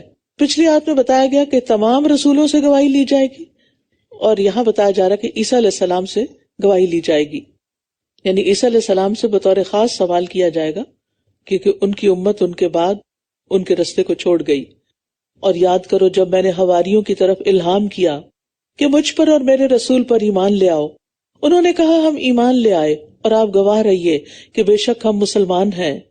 جب حواریوں نے کہا اے عیسیٰ ابن مریم کیا تیرا رب یہ کر سکتا ہے کہ ہم پر آسمان سے کھانے کا ایک دسترخوان اتارے؟ اس نے کہا اللہ سے ڈرو اگر تم مومن ہو. یعنی حواریوں نے یہ سوال کیوں کیا؟ ان کو اللہ تعالیٰ کی قدرت پر کوئی شک نہیں تھا، لیکن دلوں کے اطمینان کے لیے، جیسے ابراہیم علیہ السلام نے کیا تھا. اور یہ جو کہہ رہے حل یستطیع ربک کا، اس کا یہ مطلب نہیں تھا ان کا کہ اللہ تعالیٰ کی قدرت سے باہر ہے، یعنی اس کا مطلب یہ تھا کہ کیا اللہ تعالیٰ کی حکمت کے خلاف تو نہیں، یا اس میں کوئی امر مانے تو نہیں. قالوا نريد ان ناكل منها وتطمئن قلوبنا ونعلم ان قد صدقتنا ونكون عليها من الشاهدين. انہوں نے کہا ہم چاہتے ہیں کہ ہم اس میں سے کھائیں اور ہمارے دل مطمئن ہو جائیں. وتطمئن قلوبنا، اور ہم جان لیں کہ تم نے ہم سے سچ کہا تھا اور ہم اس پر گواہی دینے والوں میں سے ہو جائیں، یعنی علم یقینی ہو جائے. عیسیٰ ابن مریم نے دعا کی اے اللہ، اے ہمارے رب. یہ دو لفظ اکٹھے یہاں آئے ہیں، اللہم ربنا، اور یہ ان کی انتہا درجے کی عاجزی ہے کہ وہ خود الہ نہیں ہے بلکہ اللہ کو اللہم اور ربنا کہہ کے پکار رہے ہیں. اللہم ربنا انزل علینا مائدۃ من السماء، اے اللہ، اے ہمارے رب، تو آسمان سے ہم پر ایک دسترخوان اتار کہ جو ہمارے پہلوں اور ہمارے پچھلوں کے لیے عید ہو جائے، اور تیری طرف سے ایک نشانی ہو، اور ہمیں رزق عطا فرما، اور تو سب سے بہترین رازق ہے. تو عیسیٰ علیہ السلام کی دعا مانگنے کے طریقے سے ثابت ہوتا ہے کہ وہ رازق نہیں تھے، وہ رب نہیں تھے، وہ الہ نہیں تھے، بلکہ وہ اتنی عاجزی کے ساتھ اصل رب سے ہی دعا کر رہے تھے. تو رزق دو طرح کا ہوتا ہے، ایک ظاہری یعنی کھانے کا جو جسم کے کام آتا ہے، قوت کا باعث بنتا ہے، اور دوسرا باطنی جو ایمان کے لیے قلب کی روشنی اور دینی رہنمائی بنتا ہے. ظاہری رزق کا فائدہ جسم کے لیے ہے، باطنی رزق ابدی زندگی یعنی آخرت کے لیے ہے، اور دونوں طرح کے رزق کا مالک اللہ ہی ہے، جس کو جتنا چاہے عطا کر دے. تو اس لیے جب اللہ سے رزق مانگے تو پھر دونوں طرح کا رزق مانگا کریں، روحانی رزق بھی، ایمانی رزق بھی، اور جسمانی رزق بھی. اور جو اللہ سے مانگتا ہے اللہ اسے ایسی جگہ سے دیتا ہے جہاں سے وہ گمان بھی نہیں کر سکتا. قال اللہ انی منزلها علیکم، اللہ نے فرمایا بے شک میں اسے تم پر نازل کرنے والا ہوں، پھر تم میں سے جو کوئی اس کے بعد ناشکری کرے گا تو میں ضرور اسے ایسا عذاب دوں گا کہ اس جیسا عذاب میں نے جہان والوں میں سے کسی ایک کو بھی نہ دیا ہوگا۔ جتنی بڑی نعمت ہوتی ہے اتنا ہی زیادہ شکر ادا کرنا چاہیے، اور شکر اس نعمت کی بقا کا سبب بنتا ہے، ورنہ ناشکری سے وہ نعمت چلی جاتی ہے، ضائع ہو جاتی ہے۔ اور جب اللہ فرمائے گا اے عیسیٰ ابن مریم، کیا تم نے لوگوں سے کہا تھا کہ اللہ کے سوا مجھے اور میری ماں کو دو معبود بنا لو؟ وہ کہے گا پاک ہے تو، میرے لیے مناسب نہیں کہ میں وہ بات کہوں جس کا مجھے کوئی حق نہیں۔ اگر میں نے یہ کہا ہوتا تو یقیناً تو اسے جانتا ہوتا، تو جانتا ہے جو میرے نفس میں ہے اور میں نہیں جانتا جو تیرے نفس میں ہے، بے شک تو ہی غیب کی باتوں کا خوب علم رکھنے والا ہے۔ میں نے تو انہیں بس وہی کہا تھا جس کا تو نے مجھے حکم دیا تھا کہ اللہ کی عبادت کرو جو میرا رب ہے اور تمہارا رب بھی، اور میں ان پر گواہ رہا جب تک میں ان میں تھا، پھر جب تو نے مجھے اٹھا لیا تو ہی ان پر نگران تھا، اور تو ہر چیز پر خوب گواہ ہے۔ ان تعذبہم فإنہم عبادک وإن تغفر لہم فإنک انت العزیز الحکیم۔ اگر تو انہیں عذاب دے تو بے شک وہ تیرے بندے ہیں، تو دے سکتا ہے، اور اگر تو انہیں بخش دے تو بے شک تو بہت زبردست، بہت حکمت والا ہے۔ یہاں بھی آپ دیکھیں عیسیٰ علیہ السلام نہایت ادب کے ساتھ اللہ تعالیٰ سے گزارشیں کر رہے ہیں۔ اللہ تعالیٰ فرمائے گا یہ وہ دن ہے کہ جس میں سچوں کو ان کی سچائی نفع دے گی، ان کے لیے ایسے باغات ہیں جن کے نیچے نہریں بہتی ہیں، جن میں وہ ہمیشہ ہمیشہ رہنے والے ہیں۔ اللہ ان سے راضی ہو گیا اور وہ اس سے راضی ہو گئے، یہ بہت بڑی کامیابی ہے۔ رضی اللہ عنہم ورضوا عنہ ذالک الفوز العظیم۔ اگر آپ یہ جاننا چاہیں نا کہ اللہ مجھ سے راضی ہے یا نہیں، تو اپنے دل کو ٹٹول کے دیکھیں کیا آپ اللہ سے راضی ہیں؟ کیونکہ جو اللہ سے راضی ہو جاتے ہیں، اس کے دین پر راضی ہو جاتے ہیں، اس کے رب ہونے پر راضی ہو جاتے ہیں، اس کے رسول پر راضی ہو جاتے ہیں کہ اللہ نے ان کو ہماری ہدایت کے لیے بھیجا تو بہت اچھا کیا، تو اللہ تعالیٰ بھی ان سے راضی ہو جاتا ہے۔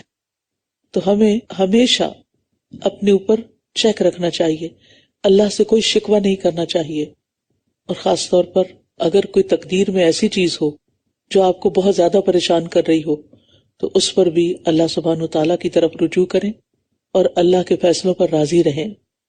اور یہاں جو بڑی اہم بات اس آیت میں کی گئی ہے وہ یہ کہ اس دن سچوں کو سچائی فائدہ دے گی، جھوٹ کام نہیں آئے گا۔ دنیا کے کام، دنیا کے مشکل وقت آپ جھوٹ سے گزار لیتے ہیں، لیکن وہاں جھوٹ سے وہ مشکل نہیں ٹلے گی۔ للہ ملک السماوات والارض وما فیہن وہو علی کل شیء قدیر۔ اللہ ہی کے لیے ہے بادشاہت آسمانوں اور زمین کی اور جو کچھ ان میں ہے، اور وہ ہر چیز پر خوب قدرت رکھنے والا ہے۔ سورۃ الانعام۔ بسم اللہ الرحمن الرحیم۔ الحمد للہ الذی خلق السماوات والارض وجعل الظلمات والنور ثم الذین کفروا بربهم يعدلون۔ هو الذی خلقکم من طین ثم قضى أجلا وأجل مسمى عنده ثم أنتم تمترون۔ الحمد للہ الذی خلق السماوات والارض وجعل الظلمات والنور ثم الذین کفروا بربهم یعدلون۔ سب تعریف اللہ کے لیے ہے جس نے آسمانوں اور زمین کو پیدا کیا، اور اسی نے اندھیروں اور روشنی کو بنایا۔ پھر وہ لوگ جنہوں نے کفر کیا اپنے رب کے ساتھ دوسروں کو برابر قرار دیتے ہیں۔ سورۃ الانعام الحمدللہ کے ساتھ شروع ہو رہی ہے۔ یہ 5 سورتوں میں سے دوسری سورت ہے جن کا آغاز الحمدللہ سے ہوتا ہے۔ سورۃ الفاتحہ کے علاوہ الکہف، سبا اور فاطر بھی اللہ کی تعریف سے شروع ہوتی ہیں۔ حمد میں محبت اور تعظیم دونوں ہی ملی ہوئی ہوتی ہیں۔ حقیقت یہ ہے کہ ہمیں جو کچھ ملا ہے اللہ ہی کی طرف سے ہے، اور اس پر اللہ ہی کی تعریف کرنی چاہیے۔ وہی ہے جس نے تمہیں مٹی سے پیدا کیا، پھر اس نے موت کا ایک وقت مقرر کیا، اور قیامت کا وقت مقرر بھی اسی کے پاس ہے، پھر بھی تم شک کرتے ہو۔ انسان کی تخلیق مٹی سے ہوئی، حدیث میں آتا ہے اللہ عز و جل نے آدم کو ایک مٹھی مٹی سے پیدا کیا تھا جو اس نے ساری زمین سے اکٹھی کی تھی. یہی وجہ ہے کہ بنی آدم زمین ہی کی طرح ہیں، چنانچہ کچھ سفید ہیں، کچھ سرخ ہیں، کچھ سیاہ فام ہیں اور کچھ اس کے درمیان. اسی طرح کچھ خبیث ہیں، کچھ عمدہ ہیں، کچھ نرم ہیں، کچھ غمگین اور کچھ ان کے درمیان. جیسی مٹی ویسا مزاج. اور وہ اللہ ہی معبود برحق ہے آسمانوں میں اور زمین میں. وہ تمہارے پوشیدہ اور ظاہر کو جانتا ہے، اور وہ جانتا ہے جو کچھ تم کماتے ہو. یعنی اللہ تعالیٰ سے کچھ بھی پوشیدہ نہیں، لہٰذا ظاہر اور باطن میں اللہ کا بندہ بننا چاہیے اور اس کے منع کردہ کاموں سے بچنا چاہیے. دنیاوی اعمال ہوں یا دینی اعمال، سب کو اللہ جانتا ہے، اور ان کے پاس ان کے رب کی نشانیوں میں سے جو نشانی بھی آتی ہے وہ اس سے منہ پھیر لیتے ہیں، ناقدری کرتے ہیں. نشانیوں کی بھی ناقدری کرتے ہیں. تو جو آیات کی نشانیوں کی ناقدری کرتا ہے وہ پھر ہدایت کیسے پا سکتا ہے؟ بس بے شک انہوں نے حق کو جھٹلا دیا جبکہ وہ ان کے پاس آ چکا تھا، تو جلد ہی ان کے پاس اس چیز کی خبریں آ جائیں گی جس کا وہ مذاق اڑاتے رہے ہیں، یعنی عذاب کی. کیا انہوں نے دیکھا نہیں کہ ہم نے ان سے پہلے کتنی ہی قوموں کو ہلاک کر دیا جنہیں ہم نے زمین میں ایسا اقتدار دے رکھا تھا جو ہم نے تمہیں نہیں دیا، اور ہم نے ان پر آسمان سے بہت برسنے والا می بھیجا، اور ہم نے نہریں بنائی جو ان کے نیچے بہتی تھیں. پھر ہم نے انہیں ان کے گناہوں کی وجہ سے ہلاک کر دیا، اور ان کے بعد ہم نے دوسری قومیں اٹھائیں. یہاں کفار کو تنبیہ کی جا رہی ہے جو نبی صلی اللہ علیہ وسلم کی مخالفت پر تلے ہوئے تھے کہ دیکھ لو پچھلی قوموں کا انجام کیا ہوا جب انہوں نے اپنے پیغمبروں کی بات نہیں مانی. ہم دیکھتے ہیں کہ بعض اوقات ہم بھی نافرمانیاں کر رہے ہوتے ہیں لیکن ہماری نعمتوں میں کمی نہیں ہوتی. یاد رکھیے یہ استدراج کے طور پر ہوتا ہے کہ اللہ تعالیٰ کسی کو بھی ایک دم نہیں پکڑتا، ڈھیل دیتا رہتا ہے. نبی صلی اللہ علیہ وسلم نے فرمایا اگر تم دیکھو کہ اللہ تعالیٰ کسی شخص کو اس کی نافرمانیوں کے باوجود دنیا میں اسے وہ کچھ عطا فرما رہا ہے جو وہ چاہتا ہے، یعنی جو انسان چاہتا ہے، تو یہ استدراج یعنی ڈھیل دینے کے بعد فوراً پکڑ لینا ہے.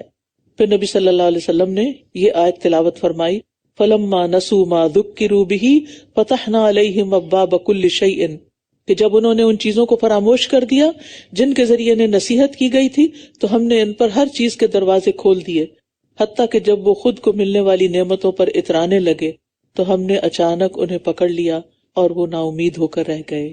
یعنی نافرمانیوں کے باوجود اگر نعمتیں ملی ہوئی ہیں تو پھر اللہ سے ڈرو، ایسا نہ ہو کہ اچانک پکڑ آ جائے. وَلَوْ نَزَّلْنَا عَلَيْكَ كِتَابًا فِي قِرْطَاسٍ، اور اگر ہم آپ پر کاغذ پر لکھی ہوئی ایک کتاب نازل کرتے پھر وہ اسے اپنے ہاتھوں سے چھو بھی لیتے، ٹچ کر لیتے، تب بھی جن لوگوں نے کفر کیا وہ ضرور کہتے کہ یہ تو کھلا جادو ہے، یعنی پھر بھی یقین نہ کرتے. جنہوں نے نہیں ماننا ہوتا وہ نہیں مانتے.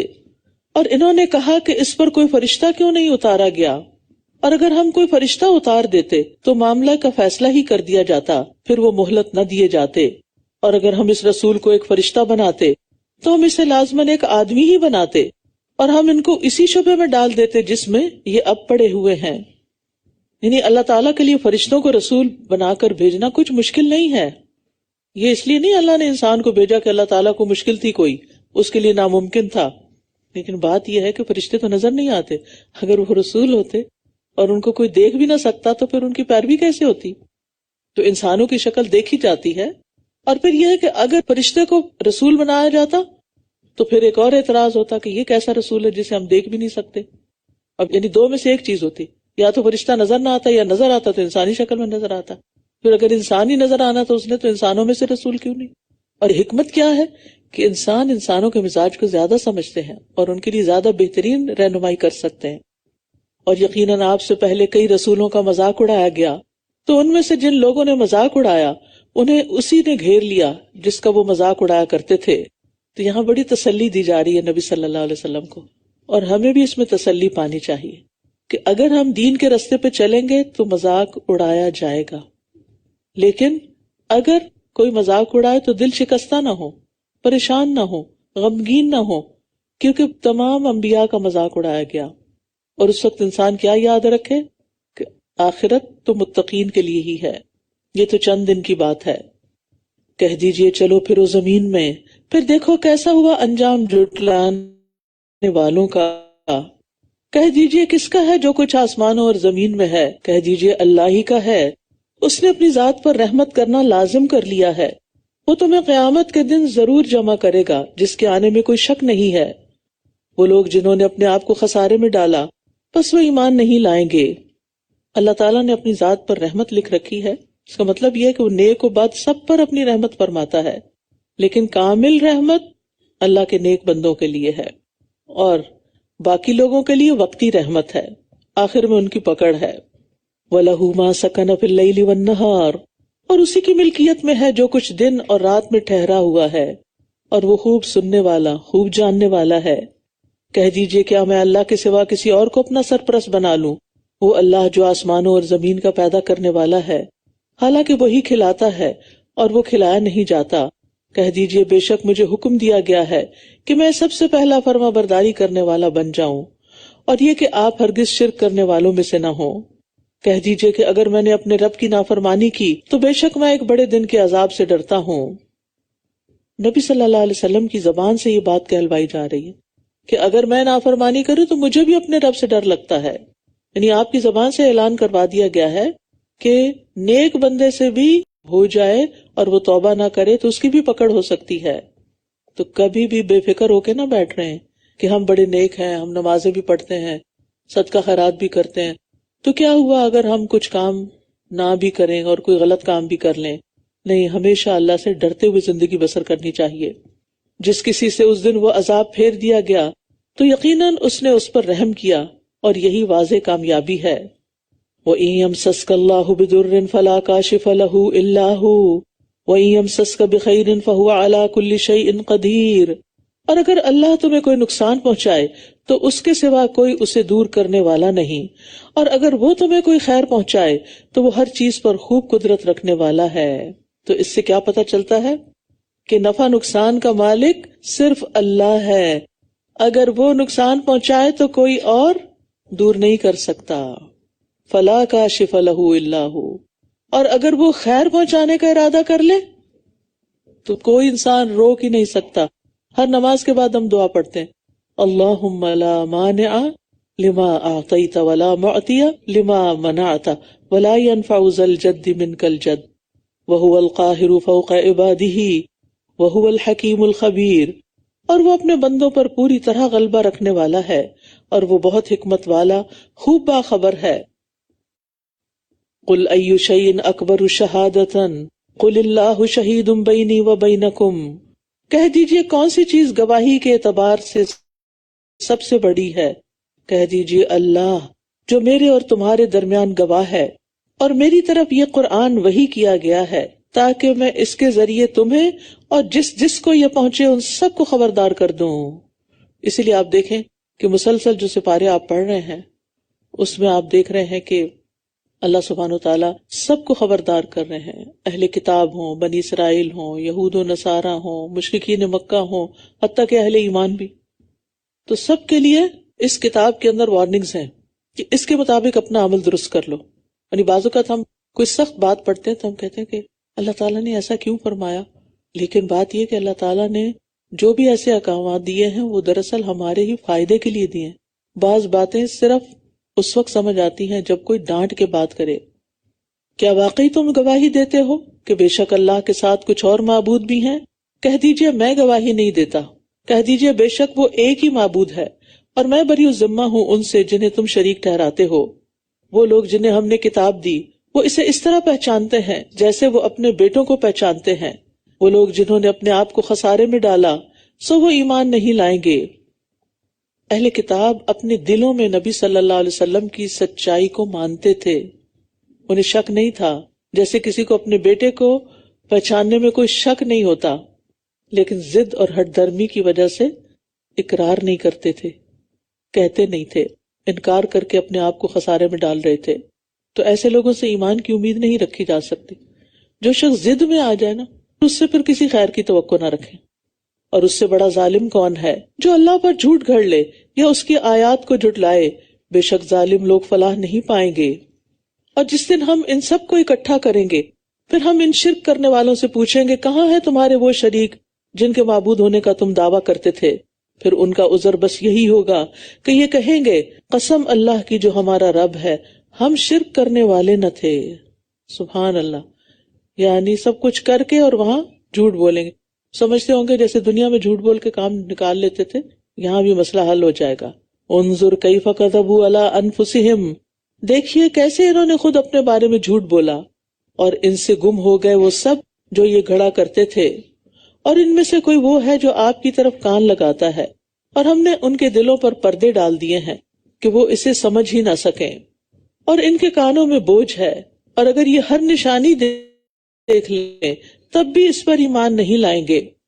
یہاں تک کہ جب یہ آپ کے پاس آتے ہیں تو آپ سے جھگڑا کرتے ہیں. یہ لوگ جنہوں نے کفر کیا کہتے ہیں کہ یہ تو محض پہلوں کی کہانیاں ہیں، اور یہ دوسروں کو بھی اس سے روکتے ہیں اور خود بھی اس سے رکے رہتے ہیں، اور یہ محض اپنے آپ ہی کو ہلاک کر رہے ہیں اور یہ شعور نہیں رکھتے. یعنی یہ لوگ صرف خود ہی قرآن کے بارے میں ڈاؤٹس نہیں رکھتے یا تان و تشنیع نہیں کرتے، بلکہ اوروں کو بھی اس طرف آنے سے روکتے ہیں.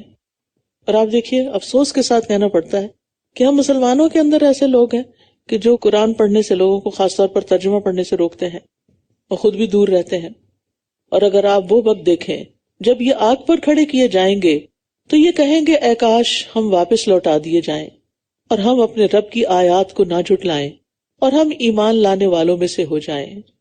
بلکہ ان کے لیے وہ سب ظاہر ہو جائے گا جو اس سے پہلے یہ چھپایا کرتے تھے، اور اگر یہ دنیا میں لوٹا بھی دیے جائیں تو یہ ضرور وہی کچھ کریں گے جس سے یہ روکے گئے تھے، اور بلا شبہ یقیناً یہ جھوٹے ہیں.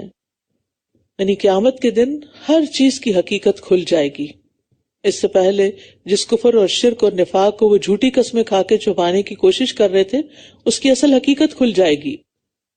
وَقَالُوا إِنْ هِيَ إِلَّا حَيَاتُنَا الدُّنْيَا وَمَا نَحْنُ بِمَبْعُوثِينَ، اور یہ کہتے ہیں کہ ہماری یہ دنیا کی زندگی اصل زندگی ہے اور ہم ہرگز اٹھائے جانے والے نہیں ہیں. یعنی قیامت کا انکار کرتے ہیں، مرنے کے بعد دوبارہ زندہ ہونے کا انکار کرتے ہیں. اور اگر آپ وہ وقت دیکھیں جب یہ اپنے رب کے سامنے کھڑے کیے جائیں گے تو وہ فرمائے گا کیا یہ حق نہیں ہے؟ یہ کہیں گے کیوں نہیں، ہمارے رب کی قسم. وہ فرمائے گا پھر چکھو عذاب اس کفر کی وجہ سے جو تم کیا کرتے تھے. قد خسر الذین کذبوا بلقاء اللہ، یقیناً خسارے میں رہے وہ لوگ جنہوں نے اللہ کی ملاقات کو جھٹلایا. یہاں تک کہ جب ان کے پاس قیامت کی گھڑی اچانک آ جائے گی یہ کہیں گے ہائے افسوس اس پر جو ہم نے اس میں کوتاہی کی، اور یہ اپنے بوجھ اپنی پشتوں پر اٹھائے ہوئے ہوں گے. خبردار کتنا برا ہے وہ بوجھ جو یہ اٹھائیں گے.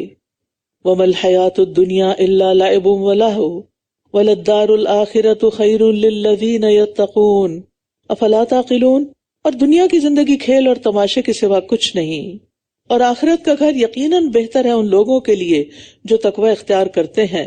کیا پھر تم عقل سے کام نہیں لیتے؟ دنیا کی زندگی کی حقیقت بتائی جا رہی ہے اور دنیا کے مقابلے میں آخرت کی بہتری کی بات کی جا رہی ہے، لیکن وہ کس کے لیے بہتر ہوگی؟ جو تقوی اختیار کرتے ہیں. اللہ تعالیٰ فرماتے ہیں کہ ایک عارضی چیز اور ایک کمتر درجے کی چیز کو تم زیادہ اہمیت دے رہے ہو اس پر جو پائیدار ہے اور ہمیشہ رہنے والی ہے اور سب سے بہترین ہے. کیا عقل سے کام نہیں لیتے؟ افلا تعقلون. بلا شبہ ہم جانتے ہیں کہ واقعی یہ باتیں آپ کو غمگین کرتی ہیں جو یہ کہتے ہیں، تو در حقیقت یہ آپ کو نہیں جھٹلاتے بلکہ یہ ظالم اللہ کی آیات کا انکار کرتے ہیں. نبی صلی اللہ علیہ وسلم کو یہاں تسلی دی جا رہی ہے کہ جب تک نبوت کا دعویٰ نہیں کیا تھا آپ نے تو آپ کی قوم آپ کو صادق اور امین کہتی تھی. جو ہی آپ نے اپنی نبوت کا اعلان کیا، اللہ کی آیات سنانا شروع کی، تو ان میں سے اکثر آپ کی مخالفت پر کمر بستہ ہو گئے اور نعوذ باللہ آپ کو جھوٹا قرار دینے لگے. تو آپ کو تسلی دی جا رہی ہے کہ آپ فکر نہیں کریں، یہ آپ کے اوپر نہیں آ رہی بات، آپ تو ہماری آیات سناتے ہیں، یہ تو دراصل ہمیں جھوٹا قرار دے رہے ہیں، ہماری آیات کو جھٹلا رہے ہیں. وَلَقَدْ كُذِّبَتْ رُسُلٌ مِّن قَبْلِكَ فَصَبَرُوا عَلَىٰ مَا كُذِّبُوا وَأُوذُوا حَتَّىٰ أَتَاهُمْ نَصْرُنَا، اور یقیناً آپ سے پہلے بھی کئی رسول جھٹلائے گئے تو انہوں نے صبر کیا اس پر جو وہ جھٹلائے گئے اور ستائے گئے، یہاں تک کہ ہماری مدد ان کے پاس آ گئی، اور اللہ کے کلمات کو کوئی بدلنے والا نہیں، اور یقیناً آپ کے پاس رسولوں کی کچھ خبریں آ چکی ہیں. تو اس سے پتہ چلتا ہے کہ دوسروں کے جھٹلانے کی پرواہ کیے بغیر سکون سے دعوت کا کام جاری رکھنا چاہیے.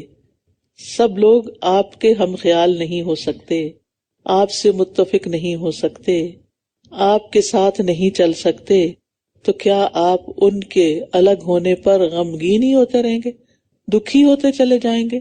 نہیں، آپ اپنا سفر جاری رکھیں، جو کام کرنا ہے وہ کرتے رہیں اور صبر سے کام لیں. اور اگر ان کا اعراض کرنا آپ پر بہت بھاری ہے تو اگر آپ میں استطاعت ہے کہ زمین میں ایک سرنگ تلاش کر سکیں یا آسمان میں ایک سیڑھی لگا سکیں، پھر ان کے پاس کوئی نشانی لے آئیں تو ایسا کر دیکھیں. اور اگر اللہ چاہتا تو ضرور ان سب کو ہدایت پر جمع کر دیتا، پس آپ ہرگز نادان لوگوں میں سے نہ ہوں. بے شک بات کو وہی قبول کرتے ہیں جو سنتے ہیں، اور رہے مردے تو اللہ ہی انہیں اٹھائے گا، پھر اسی کی طرف وہ لوٹائے جائیں گے. تو اس سے کیا پتہ چلتا ہے کہ مردے نہیں سنتے اور جو سنتے ہیں وہ جواب دیتے ہیں. تو مردوں کا جواب کبھی سنا آپ نے؟ جو لوگ قبروں پہ جا کے ان سے دعائیں کرتے ہیں، کیا انہوں نے کوئی جواب دیا کبھی؟ اور اگر دیا تو وہ کبھی سنا آپ نے؟ نہیں. تو پھر کیوں پکارتے ہیں؟ کیا اللہ السمیع ہے؟ یقین ہے. تو جس کا سننا یقینی ہے اس سے تو آپ مانگ نہیں رہے، اور جو سن نہیں رہے یا اگر بفرض محال کہیں کہ سن رہے تھے تو جواب بھی نہیں دیتے، تو ان کو آپ پکارے چلے جا رہے ہیں اور اپنا ایمان برباد کر رہے ہیں. اور یہ کہتے ہیں اس نبی پر اس کے رب کی طرف سے کوئی نشانی کیوں نہیں اتاری گئی؟ کہہ دیجئے بے شک اللہ اس پر قادر ہے کہ وہ کوئی نشانی اتارے، لیکن ان کی اکثریت علم نہیں رکھتی.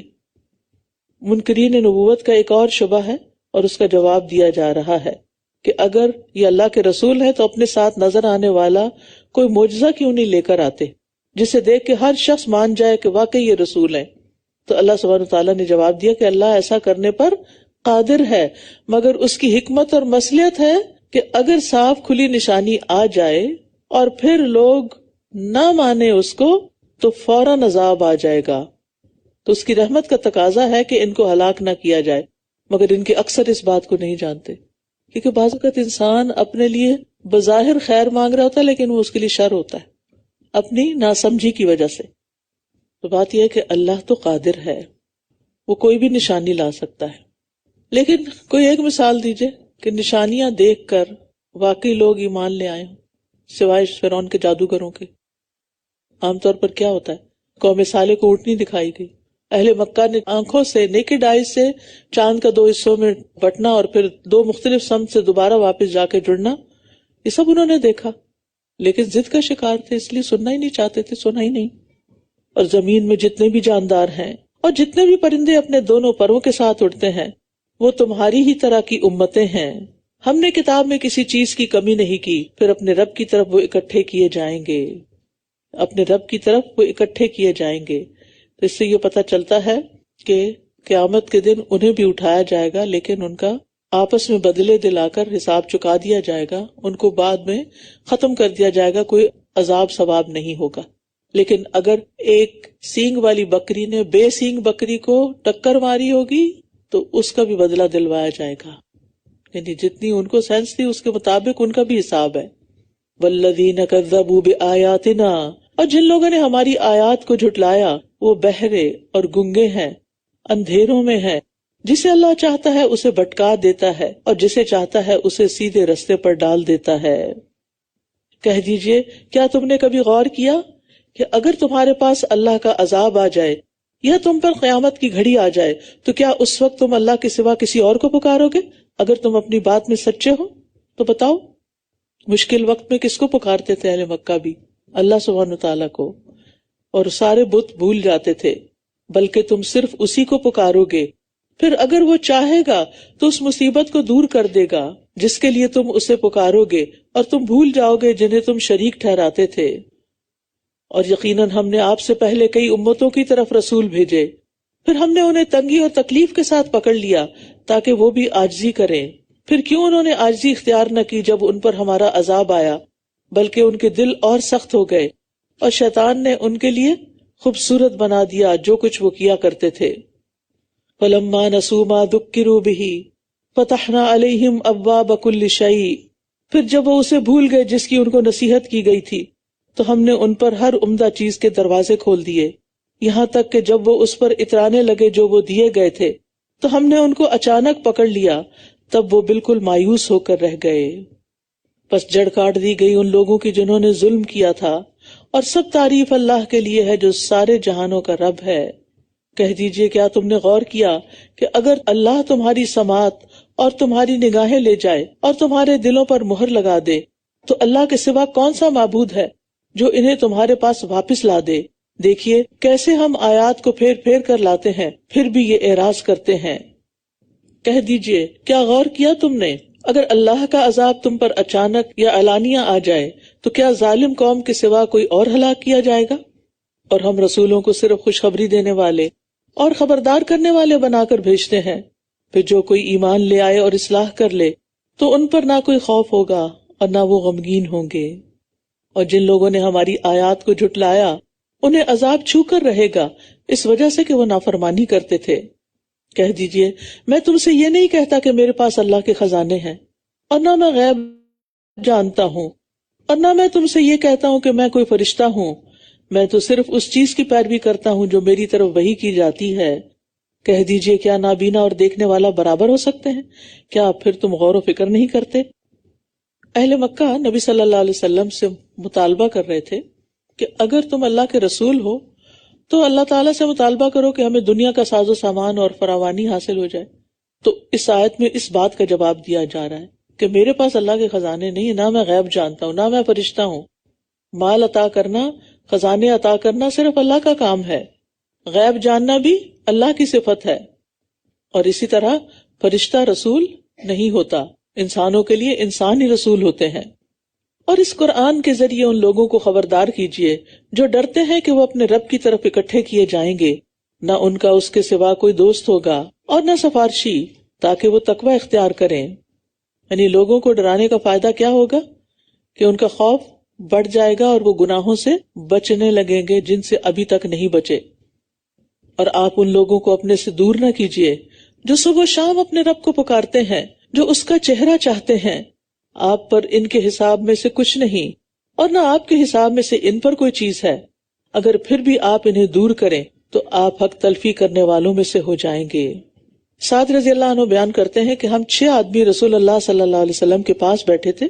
مشرکین نے کہا ان لوگوں کو اپنی مجلس سے نکال دیں تاکہ ہم پر جرأت نہ کر سکیں۔ ان لوگوں میں تھا، ابن مسعود تھے، حذیل کا ایک اور آدمی، اور 2 جن کا میں نام نہیں لیتا۔ تو رسول اللہ صلی اللہ علیہ وسلم کے دل میں اللہ نے جو چاہا خیال آیا۔ آپ ابھی سوچ ہی رہے تھے کہ اللہ تعالیٰ نے آیت نازل فرما دی۔ یعنی مشرکین نے کیا مطالبہ کیا تھا؟ ان لوگوں کو مجلس سے نکال دے پھر ہم آئیں گے، ہم ان کے برابر نہیں بیٹھ سکتے۔ اب جو بھی آپ سوچ رہے تھے اللہ تعالیٰ نے آیت اتار دی کہ نہیں، آپ ان کو دور نہیں پھینکیں گے، آپ ان کو اپنے سے دور نہیں کریں گے۔ یاد رکھیے زندگی میں وہ شخص جو اللہ کا طالب ہو، اللہ سے محبت رکھتا ہو، چاہے وہ غریب ہی کیوں نہ ہو، اس کو سب سے مقدم رکھا جائے، اس کو عزت دی جائے، اس سے محبت کی جائے۔ ہم دعا بھی کرتے ہیں نا، اللہم ارزقنا حبک وحب من یحبک وحب عمل یقربنی الی حبک۔ اور اسی طرح ہم نے ان کے بعض کو بعض کے ذریعے آزمایا تاکہ وہ کہیں کیا یہی وہ لوگ ہیں جن پر اللہ نے ہمارے درمیان میں سے احسان کیا ہے؟ کیا اللہ شکر کرنے والوں کو بخوبی جاننے والا نہیں؟ اب ہوا یہ کہ یہ کمزور لوگ جو تھے ان کا ایمان لانا سرداروں کے لیے آزمائش بن گیا۔ آپ جانتے ہیں کہ ابتداء میں نبی صلی اللہ علیہ وسلم پر ایمان لانے والوں کی اکثریت کمزور مردوں، عورتوں، لونڈیوں، غلاموں کی تھی۔ دولت مند لوگ جو انفلوئنشل لوگ ہوتے ہیں وہ بہت کم تھے۔ اب دوسرے لوگ آگے نکل گئے، یہ پیچھے رہ گئے، اب یہ ایک اور فتنہ بن گیا ان کے لیے۔ اور ویسے بھی آپ دیکھیں کہ جن کو اللہ نے زیادہ دیا ہوتا ہے نا دنیا میں، عموماً ان کے اندر تکبر آسانی سے آ جاتا ہے۔ جو ٹوٹے دل والا ہو وہ عاجز مسکین ہی رہتا ہے۔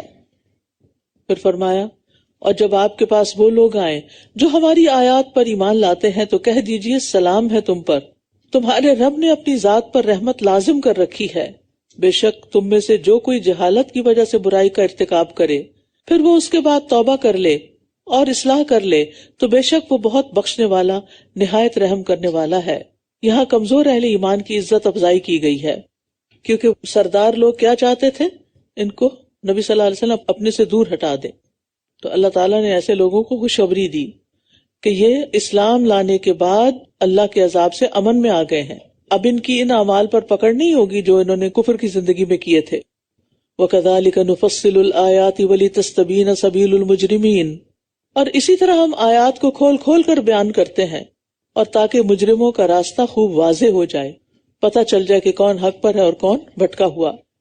قل انی نہیت ان اعبد الذین تدعون من دون اللہ، کہہ دیجئے بے شک مجھے اس سے روک دیا گیا ہے کہ میں ان کی عبادت کروں جنہیں تم اللہ کو چھوڑ کر پکارتے ہو۔ کہہ دیجئے میں تمہاری خواہشات کی پیروی نہیں کروں گا، ورنہ تب تو میں بھٹک جاؤں گا اور ہدایت پانے والوں میں سے نہ ہوں گا۔ کہہ دیجئے یقیناً میں اپنے رب کی طرف سے ایک واضح دلیل پر ہوں اور تم نے اسے جھٹلا دیا۔ میرے پاس وہ چیز نہیں ہے جسے تم جلدی طلب کر رہے ہو، حکم تو صرف اللہ ہی کا ہے، وہ حق بیان کرتا ہے اور وہ فیصلہ کرنے والوں میں سب سے بہتر ہے۔ کہہ دیجئے اگر میرے پاس وہ ہوتا جو تم جلدی طلب کر رہے ہو، یعنی عذاب، تو میرے اور تمہارے درمیان معاملے کا فیصلہ ضرور ہو چکا ہوتا، اور اللہ ظالموں کو خوب جانتا ہے۔ یعنی کسی قوم پر عذاب اس کے نبی کی مرضی سے نہیں آیا، اللہ کی مرضی سے آیا، یعنی عذاب کا فیصلہ بھی اللہ کے اختیار میں ہے۔ وَعِندَهُ مَفَاتِحُ الْغَيْبِ لَا يَعْلَمُهَا إِلَّا هُ، اور اسی کے پاس غیب کی کنجیاں ہیں جنہیں اس کے سوا کوئی نہیں جانتا۔ وَيَعْلَمُ مَا فِي الْبَرِّ وَالْبَحْرِ، اور وہ جانتا ہے جو کچھ خشکی اور سمندر میں ہے، اور کوئی پتا نہیں گرتا مگر وہ اس کو جانتا ہے، اور نہ کوئی دانہ زمین کے اندھیروں میں، اور نہ کوئی تر چیز، اور نہ کوئی خشک، مگر سب ایک واضح کتاب میں ہے۔ اور وہی ہے جو رات کو نیند میں تمہاری روح قبض کر لیتا ہے، اور وہ جانتا ہے جو تم دن کے وقت کمائی کرتے ہو، پھر وہ تمہیں اس دن میں اٹھا دیتا ہے تاکہ وقت مقرر پورا کیا جائے، پھر اسی کی طرف تمہارا لوٹنا ہے، پھر وہ تمہیں بتائے گا جو کچھ تم کیا کرتے تھے۔ تو یہاں اللہ تعالیٰ کی کمال قدرت کا بیان ہے، وہ کیا کیا کرتا ہے، یتوفاکم باللیل، یعنی رات کو نیند میں تمہاری روح قبض کر لیتا ہے، ثم یبعثکم فیہ، دن کے وقت تمہاری روح لوٹا دیتا ہے، جس سے پتہ چلتا ہے کہ نیند بھی ایک طرح کی موت ہی ہے۔ اور یہ کیوں ہوتا ہے، لیقضی اجل مسمی، یعنی تم میں سے ہر ایک کے لیے جو رزق اور عمر کی حد مقرر ہے وہ پوری ہو جائے۔ ثم الیہ مرجعکم، پھر واپسی اسی کی طرف ہوگی، اسی کی طرف مرجع ہے۔ تو اس سے اللہ کی کمال قدرت ثابت ہوتی ہے۔ وَهُوَ الْقَاهِرُ فَوْقَ عِبَادِهِ وَيُرْسِلُ عَلَيْكُمْ حَفَظًا حَتَّى إِذَا جَاءَ أَحَدَكُمُ الْمَوْتُ تَوَفَّتْهُ رُسُلُنَا وَهُمْ لَا يُفَرِّطُونَ، اور وہ اپنے بندوں پر غالب ہے اور وہی تم پر نگہبان فرشتے بھیجتا ہے، یہاں تک کہ جب تم میں سے کسی ایک کو موت آتی ہے تو ہمارے بھیجے ہوئے فرشتے اسے فوت کر لیتے ہیں اور وہ کوئی کوتاہی نہیں کرتے۔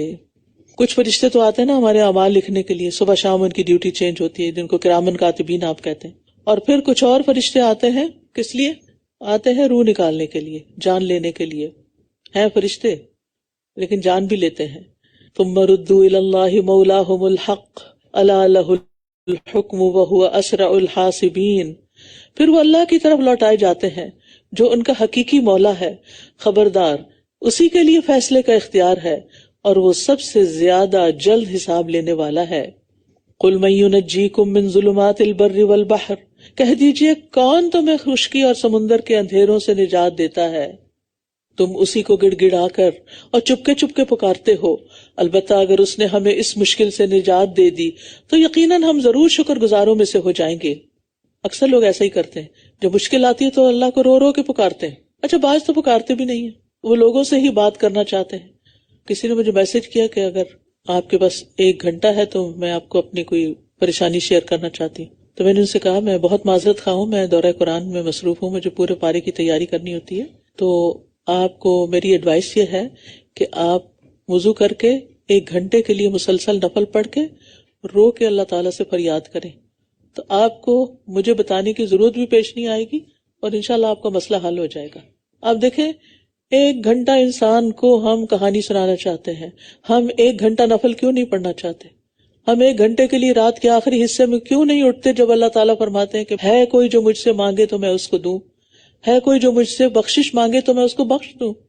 ہم پھر سوچتے ہیں انسان بھی تو ہوں جو ہمارے دکھوں اور زخموں پر مرہم رکھے۔ ٹھیک ہے، انسان کا دارو ہے، لیکن ہم انسانوں سے ہی ساری توقعات کیوں رکھتے ہیں کہ یہ ہمارا مسئلہ حل کر دیں گے؟ وہ تو خود کمزور ہیں، وہ تو خود فقیر ہیں، ان کی تو اپنی لمٹس ہیں، ان کا علم بھی محدود ہے، ان کے پاس کوئی قوت طاقت بھی نہیں۔ سارے اختیارات کا مالک تو اللہ ہے، آسمان و زمین کا مالک تو وہ ہے۔ ہم اس کے در پہ کیوں نہیں جاتے اور رو کے اس کو کیوں نہیں پکارتے؟ اس کے آگے سجدے میں کیوں نہیں گڑ گڑاتے؟ اس کے نام پر صدقہ خیرات کیوں نہیں کرتے جو بلاؤں کو ٹالتا ہے؟ ہم اس اللہ کے بندوں کی خدمت کیوں نہیں کرتے؟ ہم محسن کیوں نہیں بنتے؟ ہم لوگوں کے کام سنوارنے لگے. حدیث میں آتا ہے نا کہ اللہ بندے کی مدد میں ہوتا ہے اس وقت تک جب تک وہ اپنے بھائی کی مدد میں ہوتا ہے. آپ لوگوں کی خدمت میں لگ جائیں، لوگوں کے کام آنے لگ جائیں، آپ کی مشکلیں خود ہی آسان ہونے لگیں گی، آپ کے غم دھلنے لگیں گے. لیکن اگر آپ سارا وقت صرف غم غم غم کھاتے رہے تو وہی آپ کے جسم کا حصہ بن جائے گا اور پھر پورے ہی غم میں ڈل جائیں گے، نتیجہ پھر بھی کچھ نہیں نکلے گا. وہ آیا نا سورۃ آل عمران فَأَصَابَكُمْ غَمًّا بِغَمٍّ لِكَيْ لَا تَحْزَنُوا، اس نے تم پر غم بھیجے تاکہ تم غمگین نہ ہو. تو جب مشکلات اپنی حد کو پہنچ جاتی ہیں تو وہیں سے ان کے دور ہونے کا، ختم ہونے کا رستہ نکل آتا ہے. اور ہر کام کے لیے ایک وقت مقرر ہے. قد جعل اللہ لکل شیء قدرا، انتظار جلدی نہیں، کیونکہ ہر مسئلے کو ایک دن حل ہو ہی جانا ہے. اللہ سے اچھی امیدیں رکھیں.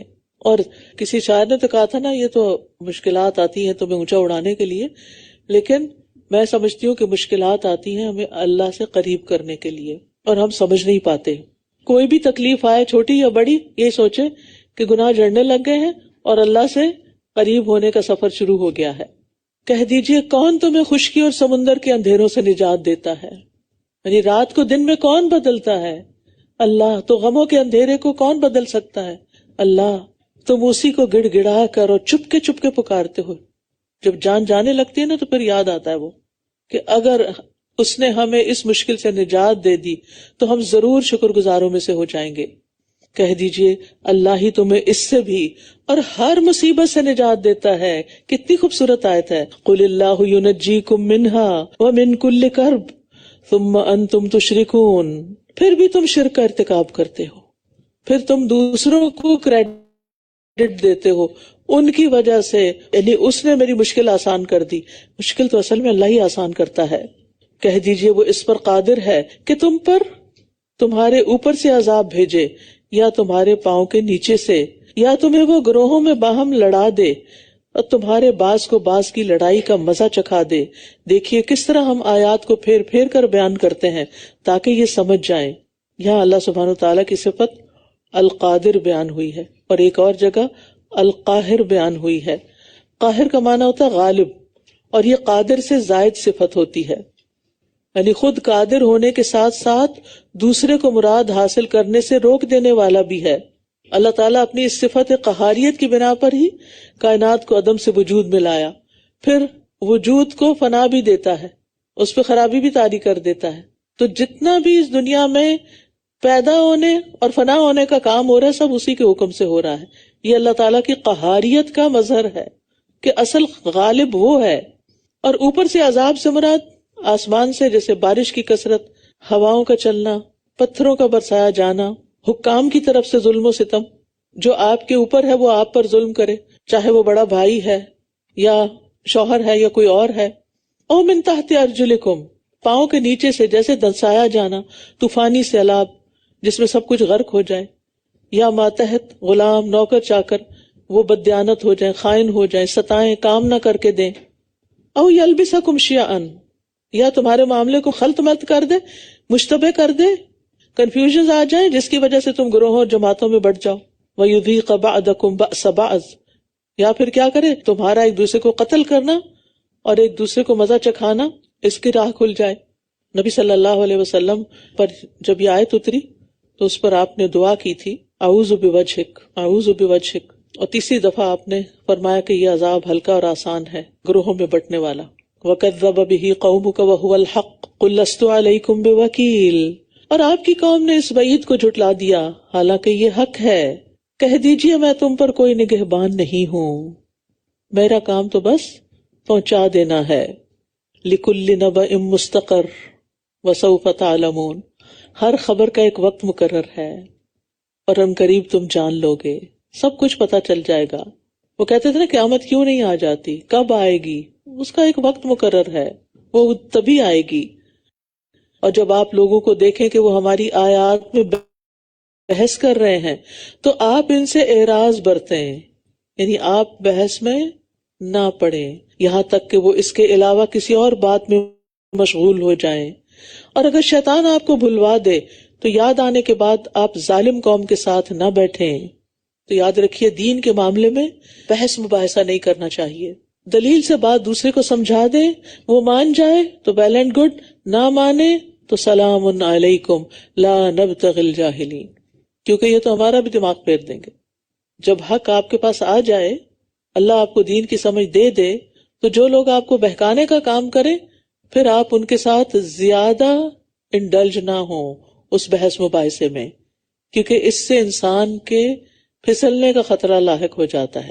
اگر آپ سلپری زمین پہ چلیں گے تو کیا ہوگا، ویٹ فلور پہ چلیں گے تو کیا ہوگا، پھسلن، گرنا. اور اگر شیطان بلوا دے تب گئی بحث اور خوب شروع ہو گیا سلسلہ، تو جو ہی یاد آئے فوراً ودرا کر لیں. اور جو لوگ تقوی اختیار کرتے ہیں ان کے ذمہ ان ظالموں کے حساب میں سے کوئی چیز نہیں ہے، لیکن یاد دہانی کروانا ہے تاکہ وہ بچ جائیں. یعنی اگر کوئی متقی شخص چاہے کہ ایسے جاہلوں کے پاس نصیحت کے لیے بھی نہ بیٹھے کہ ان کو نصیحت نہ کرے، تو اس کے بارے میں فرمایا اگر وہ نہ بیٹھے تو اس پر ان کے گمراہ رہنے کا کوئی گناہ نہیں، لیکن اگر نصیحت کرے ولیکن ذکرہ تو یہ بہتر ہے، کیونکہ ہو سکتا ہے وہ ڈر جائیں اور اسے نصیحت کرنے کا ثواب مل جائے. اور یہ معنی بھی ہو سکتے ہیں کہ پرہیزگار لوگ اگر ان کی مجلس میں نصیحت کے لیے بیٹھ جائیں تو کوئی حرج نہیں. بحث مباحثے کے لیے تو نہیں بیٹھنے کی اجازت، لیکن نصیحت کے لیے بیٹھا جا سکتا ہے. وَذَرِ الَّذِينَ اتَّخَذُوا دِينَهُمْ لَعِبًا وَلَهْوًا، اور آپ ان لوگوں کو چھوڑ دیجئے جنہوں نے اپنے دین کو کھیل تماشا بنا رکھا ہے اور دنیا کی زندگی نے انہیں دھوکے میں ڈال رکھا ہے. اور آپ اس قرآن کے ساتھ نصیحت کرتے رہیے کہ کہیں کوئی جان اس کمائی کے بدلے جو اس نے کی ہلاکت میں نہ ڈال دی جائے، پھر اللہ کے سوا اس کے لیے نہ کوئی مددگار ہو اور نہ کوئی سفارشی، اور اگر وہ بدلہ دے کسی بھی طرح کا بدلہ تو وہ اس سے قبول نہ کیا جائے گا. یہی وہ لوگ ہیں جو اپنی کمائی کی وجہ سے ہلاک کر دیے گئے، ان کے کفر کی وجہ سے جو وہ کیا کرتے تھے. ان کے لیے کھولتے ہوئے پانی سے پینا ہے اور دردناک عذاب ہے. پیچھے نصیحت کی بات ہوئی، تو یہاں پر کیا کہا جا رہا ہے کہ جن لوگوں نے اپنے دین کو کھیل تماشا بنا رکھا ہے اور دنیا کی زندگی نے انہیں دھوکے میں ڈال رکھا ہے، آخرت کو بھولے بیٹھے ہیں، آپ اس قرآن کے ذریعے انہیں نصیحت کرتے رہیں، سمجھاتے رہیں. یعنی نصیحت کرنا بہتر ہے. کہیں ایسا نہ ہو کہ کوئی شخص اپنے کیے کی بدولت ہلاکت میں نہ ڈال دیا جائے اور اس کے لیے نہ کوئی مددگار ہو، نہ کوئی سفارشی ہو، نہ کوئی فدیہ ہدیہ قبول کیا جائے. اس لیے لوگوں کو بتانا ضروری ہے، سمجھانا ضروری ہے، چاہے وہ آپ کی مخالفت کریں، لیکن بحث میں نہ پڑیں. کہہ دیجئے کیا ہم اللہ کے سوا انہیں پکاریں جو نہ ہمیں نفع دے سکتے ہیں اور نہ نقصان، اور ہم اپنی ایڑیوں پر پھیر دیے جائیں اس کے بعد کہ اللہ نے ہمیں ہدایت دے دی. اس شخص کی طرح جسے شیطانوں نے بہکا دیا، زمین میں حیران و پریشان ہے، جبکہ اس کے کچھ ساتھی اسے ہدایت کی طرف بلاتے ہیں کہ ہمارے پاس آ جاؤ. کہہ دیجئے بے شک اللہ کی ہدایت ہی اصل ہدایت ہے. ان ھدی اللہ ھو الھدی، یہ جو الہدا کا نام بھی رکھا گیا نا، اس کی نسبت بھی یہی ہے کہ یہاں ہدایت کا ذریعہ قرآن و سنت ہے.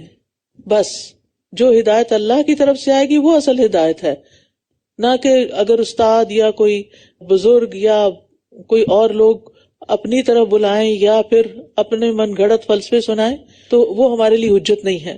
بے شک اللہ کی ہدایت ہی اصل ہدایت ہے، اور ہم حکم دیے گئے ہیں کہ ہم رب العالمین کے فرما بردار ہو جائیں.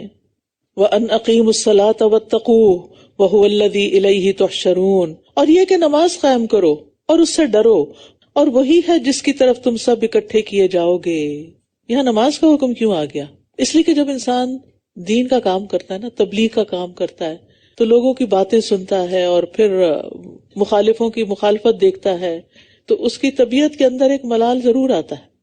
تو اس کو پھر اپنی دھلائی چاہیے ہوتی ہے، اس سارے کو انڈو کرنے کی ضرورت ہوتی، اور نماز اس کا بہترین طریقہ ہے. نبی صلی اللہ علیہ وسلم فرمایا کرتے تھے اقیم الصلاۃ یا بلال ارحنا بہا، اقامت کہو ہمیں اس سے راحت پہنچاؤ نماز کے ذریعے. کیونکہ آپ کیا کرتے ہیں، نماز پہلے وضو کرتے ہیں، وضو کرنے سے کیا ہوتا ہے، آپ کے وضو کے اعضاء ٹھنڈے ہو جاتے ہیں، دھل جاتے ہیں، آپ ریلیکس موڈ میں آ جاتے ہیں. پھر اس کے بعد آپ مصلی پہ جاتے ہیں. جسمانی طہارت کے بعد اب آپ اپنے رب سے ہم کلام ہوتے ہیں، رب آپ کی طرف متوجہ ہوتا ہے، اس کی رحمت آپ کی طرف آتی ہے، اور آپ اپنے دل کا حال اللہ کے سامنے رکھتے ہیں، قرآن کی جو آیتیں پڑھتے ہیں ان پہ غور کرتے ہیں. بائی دا ٹائم آپ نماز کے بعد تسبیحات ذکر کر کے جب اٹھتے ہیں تو آپ ہلکے پھلکے ہو چکے ہوتے ہیں، اور اگر پانچوں نمازیں اسی طرح انسان پڑھے کہ اپنی ساتھ ساتھ صفائی کرے تو زندگی بہت آسان ہو سکتی ہے، اور عام زندگی میں تقوی اختیار کرے، اور اس بات کو یاد رکھے کہ اللہ کے پاس جانا ہے، وہ سب چیزوں کا فیصلہ کر دے گا۔ وَهُوَ الَّذِي خَلَقَ السَّمَاوَاتِ وَالْأَرْضَ بِالْحَقِّ، اور وہی ہے جس نے آسمانوں اور زمین کو حق کے ساتھ پیدا کیا، اور جس دن وہ کہے گا ہو جا تو وہ ہو جائے گا، اسی کی بات سچی ہے، اور اسی کے لیے بادشاہت ہوگی جس دن سور میں پھونکا جائے گا۔ وہی غیب اور حاضر کا جاننے والا ہے، اور وہ بہت حکمت والا، خوب خبر رکھنے والا ہے۔ یہاں آسمانوں اور زمین کو پیدا کرنے کا مقصد بتایا جا رہا ہے کہ وہ حق کے ساتھ پیدا کیے گئے، بے مقصد اور کھیل کے لیے نہیں، بلکہ حق کو ثابت کرنے کے لیے، خاص مقصد کے لیے۔ اور وہ کیا ہے؟ اچھا عمل کون کرتا ہے؟ لِيَبْلُوَكُمْ أَيُّكُمْ أَحْسَنُ عَمَلًا وَمَا خَلَقْتُ الْجِنَّ وَالْإِنسَ إِلَّا لِيَعْبُدُونِ، کہ جنوں اور انسانوں کی تخلیق کا مقصد ہی کیا ہے؟ کہ اللہ کی عبادت کریں۔ ساری کائنات لگی ہوئی ہے اللہ کی تسبیح کرنے، اب انسان کو اس مقصد کے لیے پیدا کیا گیا، اور پھر ان ساری چیزوں کو انسانوں کے لیے مسخر کیا گیا کہ وہ ان کو استعمال کریں۔ وَسَخَّرَ لَكُم مَّا فِي السَّمَاوَاتِ وَمَا فِي الْأَرْضِ جَمِيعًا مِّنْهُ، اور اس نے تمہاری خاطر جو کچھ آسمانوں میں ہے اور جو زمین میں، سب کو اپنی طرف سے مسخر کر دیا۔ هُوَ الَّذِي خَلَقَ لَكُم مَّا فِي الْأَرْضِ جَمِيعًا، جو کچھ زمین میں ہے اس نے سارے کا سارا تمہارے لیے پیدا کیا، تو یعنی کہ کائنات کے بنانے کا ایک مقصد ہے۔ وَإِذْ قَالَ إِبْرَاهِيمُ لِأَبِيهِ آزَرَ أَتَتَّخِذُ أَصْنَامًا آلِهَةً، اور جب ابراہیم نے اپنے باپ آزر سے کہا کیا تو بتوں کو معبود بناتا ہے؟ بے شک میں تجھے اور تیری قوم کو کھلی گمراہی میں دیکھتا ہوں۔ اب یہاں ابراہیم علیہ السلام کا قصہ کیوں بیان کیا گیا؟ اس لیے کہ وہ توحید کے سب سے بڑے داعی اور شرک سے بیزار تھے۔ تو مسلمانوں کو سمجھایا جا رہا ہے کہ دیکھو انہوں نے کس طرح اپنی قوم سے، اپنے گھر والوں سے علیحدگی اختیار کر لی۔ مشرکین مکہ جو تھے یہ ابراہیم علیہ السلام کے دین پر ہونے کا دعویٰ کرتے تھے، اور ابراہیم علیہ السلام تو موحد تھے، تو اب تمہارے پاس شرک کی کیا دلیل رہ جاتی ہے؟ تمہیں اپنے باپ ابراہیم کا اسوہ فالو کرنا چاہیے، اور اسی طرح ہم ابراہیم کو آسمانوں اور زمین کی بادشاہت دکھاتے تھے تاکہ وہ بھرپور یقین کرنے والوں میں سے ہو جائے۔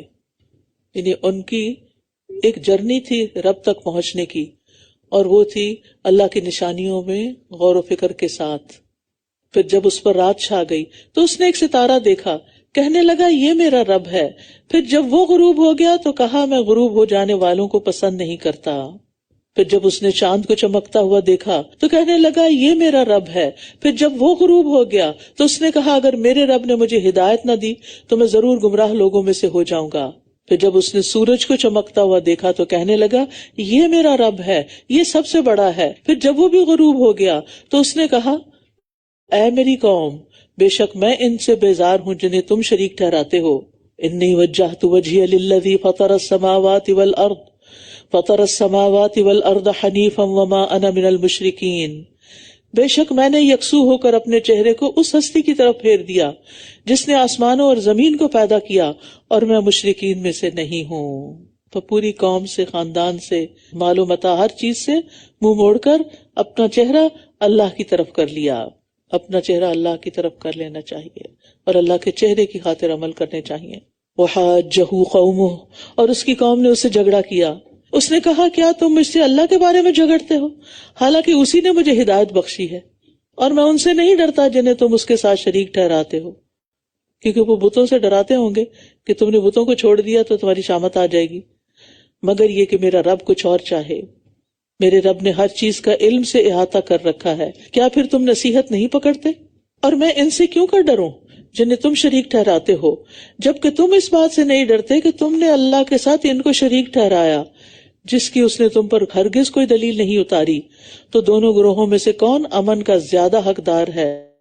اگر تم جانتے ہو وہ لوگ جو ایمان لائے اور انہوں نے اپنے ایمان کو ظلم یعنی شرک کے ساتھ خلط ملط نہیں کیا، وہی لوگ ہیں جن کے لیے امن ہے اور وہی ہدایت یافتہ ہیں۔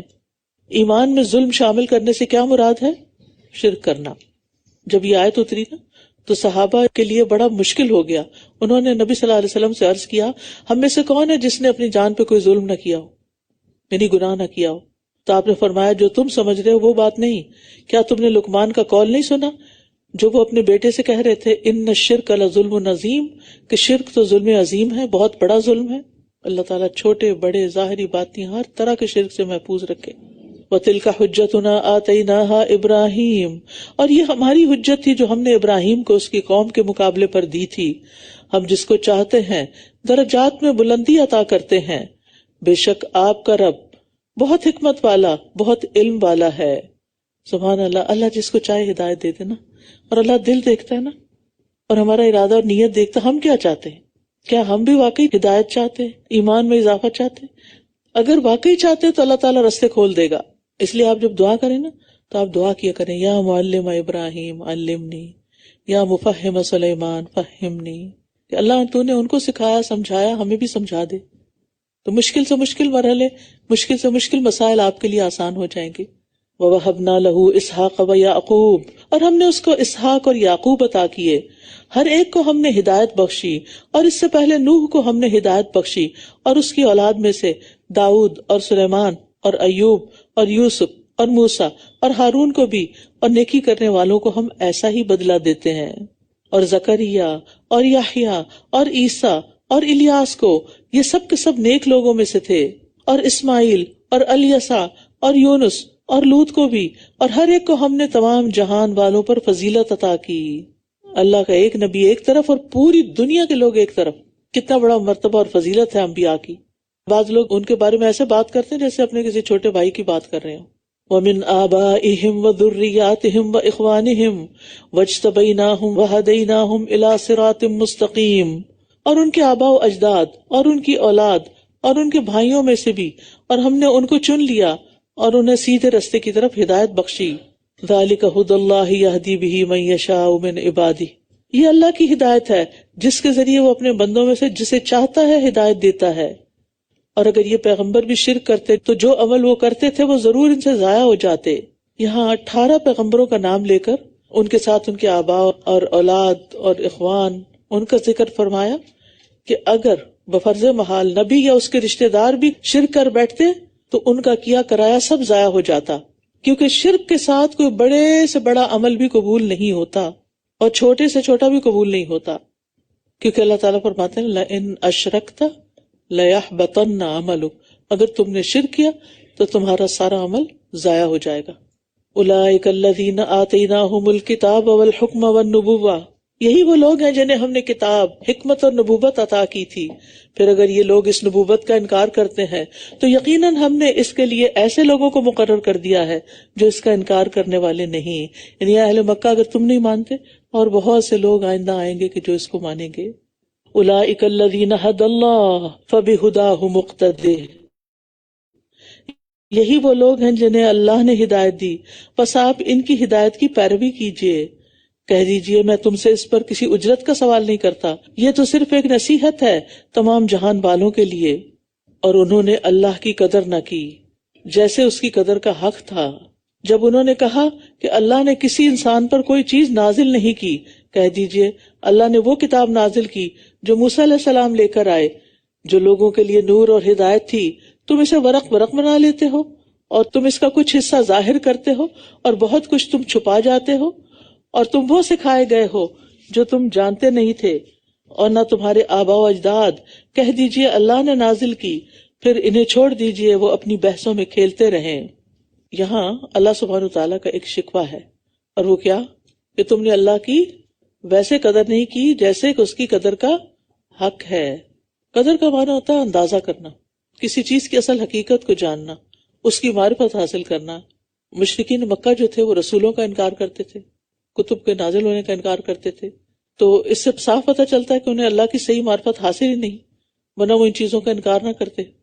اور یہ ایک کتاب ہے جسے ہم نے نازل کیا، بہت برکت والی ہے، تصدیق کرنے والی ہے اس کی جو اس سے پہلے ہے، اور تاکہ آپ اہل مکہ کو اور جو اس کے ارد گرد ہیں انہیں ڈرائیں، اور جو آخرت پر ایمان رکھتے ہیں وہ اس پر بھی ایمان لاتے ہیں، اور وہ اپنی نمازوں کی حفاظت کرتے ہیں.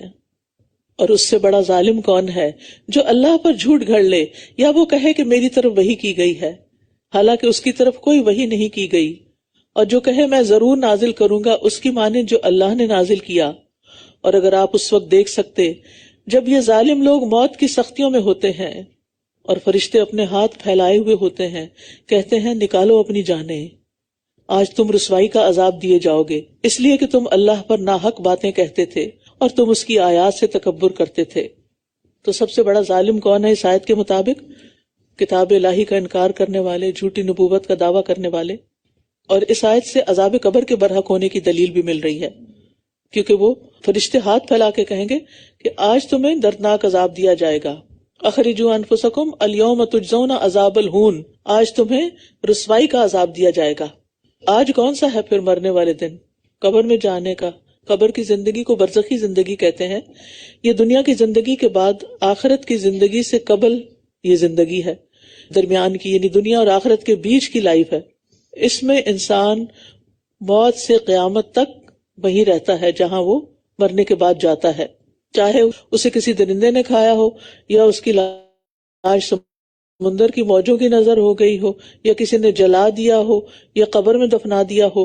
یہ ایک الگ زندگی ہے، اس کو برزخی زندگی کہتے ہیں. بظاہر موت ہے لیکن حقیقت میں ان کے اوپر وہ سب گزر رہا ہے جو کسی احساس رکھنے والے انسان پہ گزرتا ہے. وَلَقَدْ جِئْتُمُونَا فُرَادَا، اور بلا شبہ تم ہمارے پاس اکیلے ہی آ گئے ہو، جیسے ہم نے تمہیں پہلی بار پیدا کیا تھا، اور جو کچھ ہم نے تمہیں دے رکھا تھا وہ تم اپنے پیچھے ہی چھوڑ آئے ہو، اور ہم تمہارے ساتھ تمہارے ان سفارشیوں کو بھی نہیں دیکھتے جن کے بارے میں تم دعویٰ کرتے تھے کہ وہ تمہارے معاملے میں ہمارے شریک ہیں. یقیناً تمہارے درمیان تعلق منقطع ہو گیا ہے، اور تم سے وہ گم ہو گئے جن کے بارے میں تم زوم رکھتے تھے. ان اللہ فالق الحب والنوى، بے شک اللہ ہی دانے اور گٹھلیاں پھاڑنے والا ہے. وہ زندہ کو مردہ سے اور مردہ کو زندہ سے نکالنے والا ہے. یہ ہے اللہ، پھر کہاں سے تم پھیرے جاتے ہو. بہار آ رہی ہے نا، تو درختوں کو دوبارہ پنپتے دیکھیں. کچھ درختوں پر چھوٹے چھوٹے پتے بڈز آ چکے ہیں. یہ کون کر رہا ہے؟ اللہ ہی کرتا ہے، ورنہ وہ تو زمین کی مٹی میں کھڑے ہیں. اور یہاں جیسے ونٹر میں سارے درخت ڈیڈ ہو جاتے ہیں، تو کس طرح اللہ سبحانہ وتعالیٰ ان کو پھر زندگی دیتا ہے اور وہ ہرے بھرے ہو جاتے ہیں.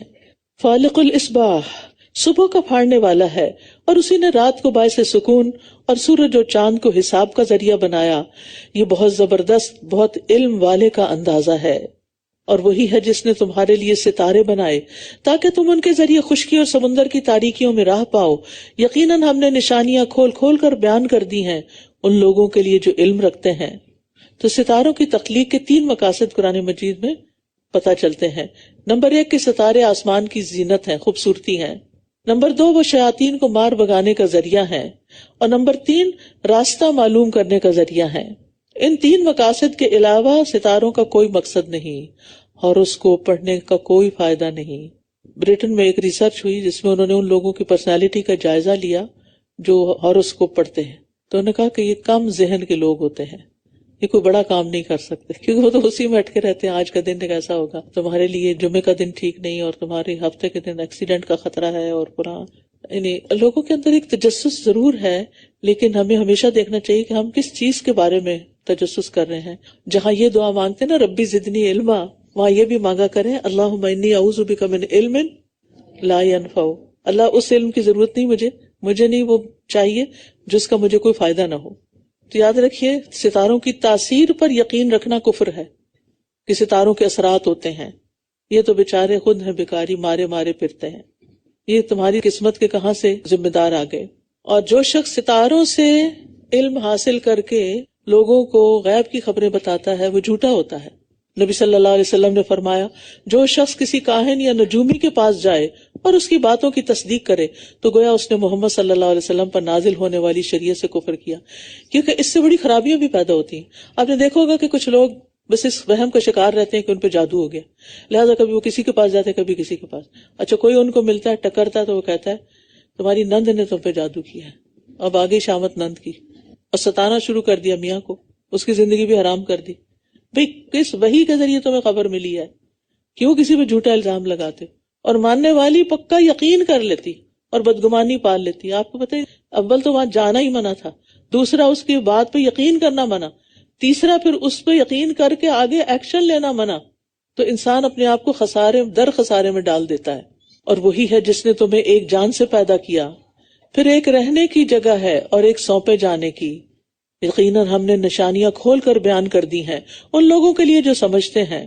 شاہ عبد القادر لکھتے ہیں کہ اول ماں کے پیٹ میں انسان سپرد ہوتا ہے تاکہ آہستہ آہستہ دنیا میں رہنے کی صلاحیت حاصل کر لے، پھر دنیا میں آ کے ٹھہرتا ہے، پھر سپرد ہوگا قبر میں تاکہ آہستہ آہستہ آخرت کا اثر قبول کر سکے، پھر جا ٹھہرے گا جنت یا دوزخ میں۔ یاد رکھیے قبر کا عذاب آخرت کے مقابلے میں بہت ہلکا ہے، اسی لیے وہ جب اٹھیں گے تو کہیں گے کس نے ہمیں ہماری خوابگاہوں سے اٹھا دیا۔ وہ آخرت کا ہولناک منظر دیکھیں گے تو قبر کی زندگی ان کو آرام کی جگہ لگے گی۔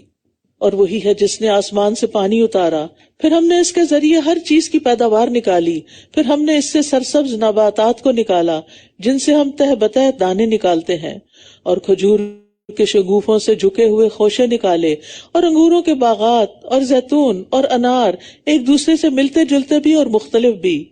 دیکھو اس کے پھل کی طرف جب وہ پھل لائے، اور اس کے پکنے کی طرف۔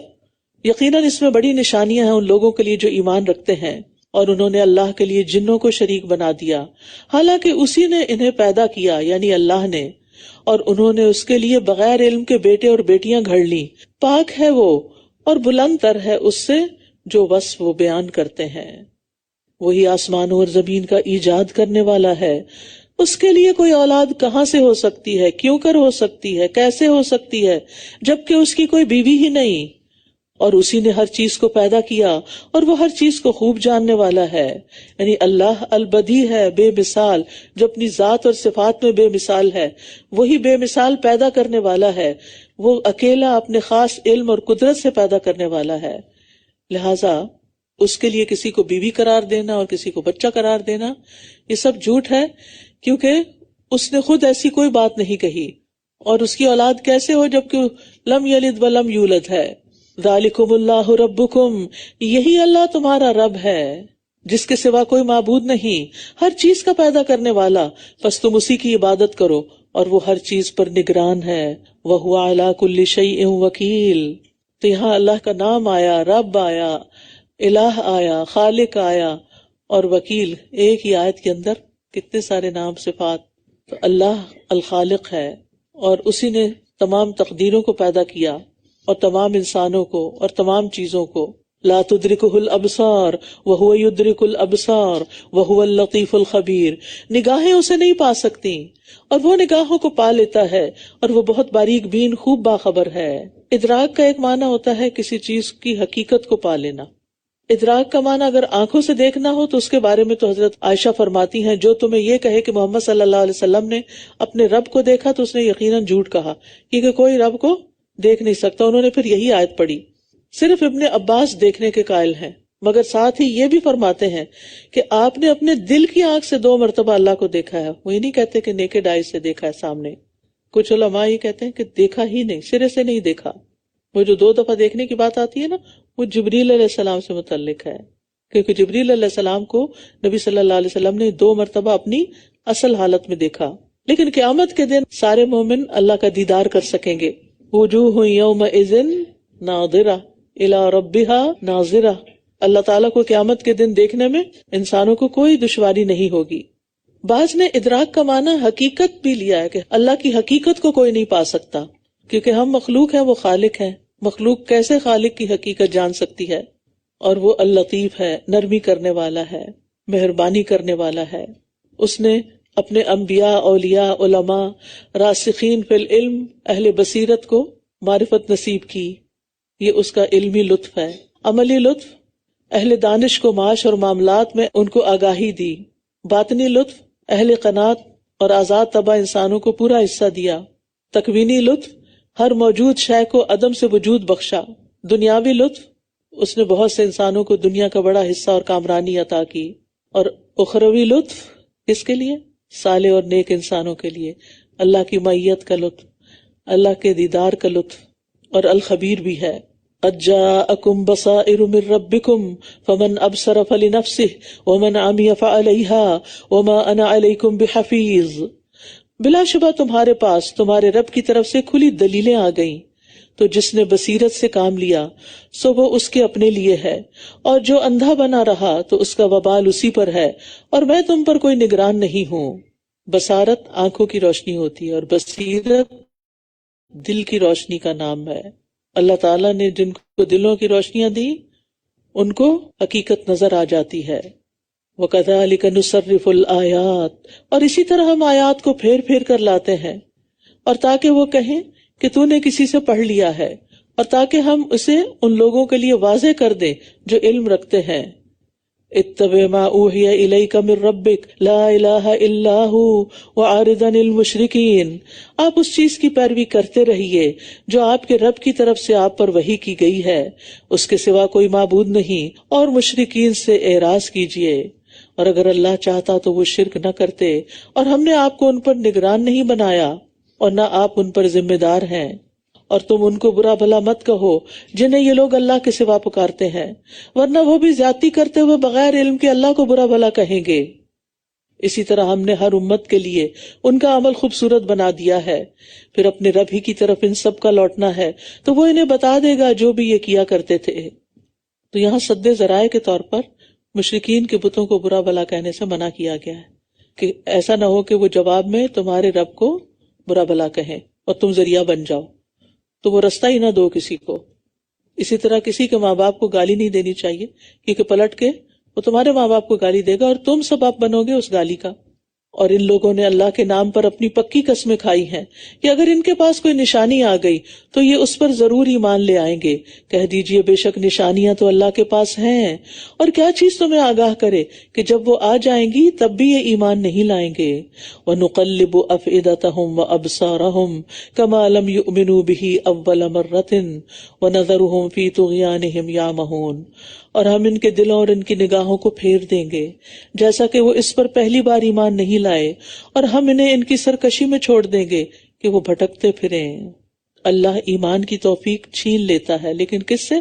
جو معجزات دیکھ کر، نشانیاں دیکھ کر بھی ایمان نہ لائیں، انکار پر انکار کریں، مسلسل انکار کریں، تو ان کے اس برے عمل کی وجہ سے آئندہ ایمان لانے کی ان سے توفیق اور صلاحیت چھین لی جاتی ہے، کیونکہ ضدی اور ہٹ دھرم لوگ معجزات دیکھ کر بھی ایمان نہیں لاتے، لیکن اللہ جس کو ہدایت دیتا ہے وہ پہلی دفعہ ہی حق بات سنتے ہی، سچ بات سنتے ہی اس کو مان جاتے ہیں، قبول کر لیتے ہیں۔ لیکن جو ضد اور انا کا شکار ہو گئے ہیں وہ معجزات دیکھ کر بھی کوئی نہ کوئی بہانہ نکال لیتے ہیں، کوئی تعویل کر لیتے ہیں۔ تو اللہ سبحانہ وتعالی ہمیں ہمیشہ حق اور ہدایت کو قبول کرنے کی توفیق دیے رکھے۔ وآخر دعوانا ان الحمد للہ رب العالمین۔ سبحانک اللہم وبحمدک، اشہد ان لا الہ الا انت، استغفرک واتوب الیک۔ السلام علیکم ورحمۃ اللہ وبرکاتہ۔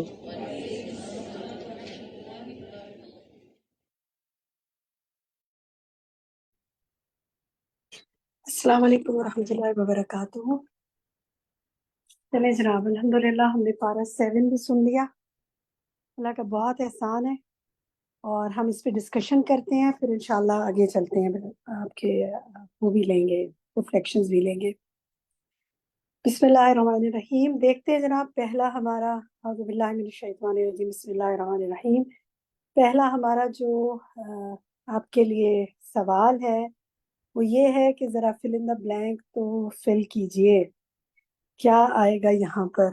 یہ جو گرین پورشن ہے یہ دعا بھی ہے، اور اس کو آپ نے فل کرنا ہے۔ کون بتائے گا؟ آپ زونی بتانا چاہتی ہیں؟ جی زونی بتائیے۔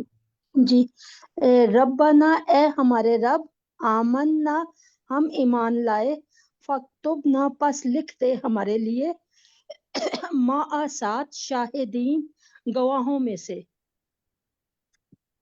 ٹھیک ہے، بس لکھ دے ہمیں، لکھ دے ہمارے لیے نہیں، ٹھیک ہے، اور ہمیں شہادت دینے والوں میں سے، گواہوں میں سے یعنی شہادت دینے والوں میں سے۔ ٹھیک ہے جناب، ذرا ترجمہ دکھائیے زونی، آپ پورا ترجمہ پڑھیے اوپر سے نیچے تک۔ جی اچھا، ہاں جی، ہاں جی، مائک اب آن ہوا ہے۔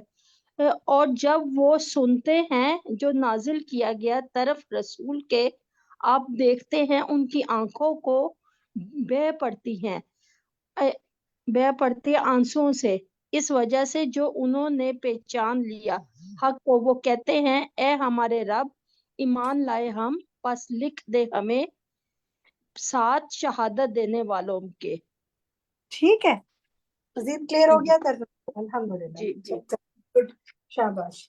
اب آتے ہیں جی آگے، دیکھتے ہیں ترجمہ مکمل کرنا ہے، کون کرے گا آپ میں سے؟ दो लफ्जों को डालेंगे तो मुकम्मल हो जाएगा। कौन मुकम्मल करेगा तर्जमा? नाम ले अपना जो कर सकता है। तबीहा आमिर, आप करना चाहती हैं? वल्लज़ीना कफ़रू वकज़्ज़बू बिआयातिना उलाइका अस्हाबुल जहीम। और वो जिन्होंने कुफ्र किया और उन्होंने दिखलाया हमारी आयात को, यही लोग हैं अस्हाबु साथी अल जहीम, दोज़ख के। ठीक है, जहन्नम के साथी हैं। जज़ाकल्लाह खैरन कसीरा। अच्छा देखिए, इसमें बस ये जहन में रखें कि आपने तर्जुमा पढ़ना है, आयत नहीं पढ़नी। वो आयत आप अलग से खुद पढ़ें। और दूसरा, मैं एक ये भी गुजारिश करूंगी सब साथियों से कि अगर आपने स्पीकर ऑन किया हुआ है या हैंड्स फ्री लगाए हुए हैं, वो निकाल लिया करें, क्योंकि आवाज बहुत दूर से आती है फिर मुझे।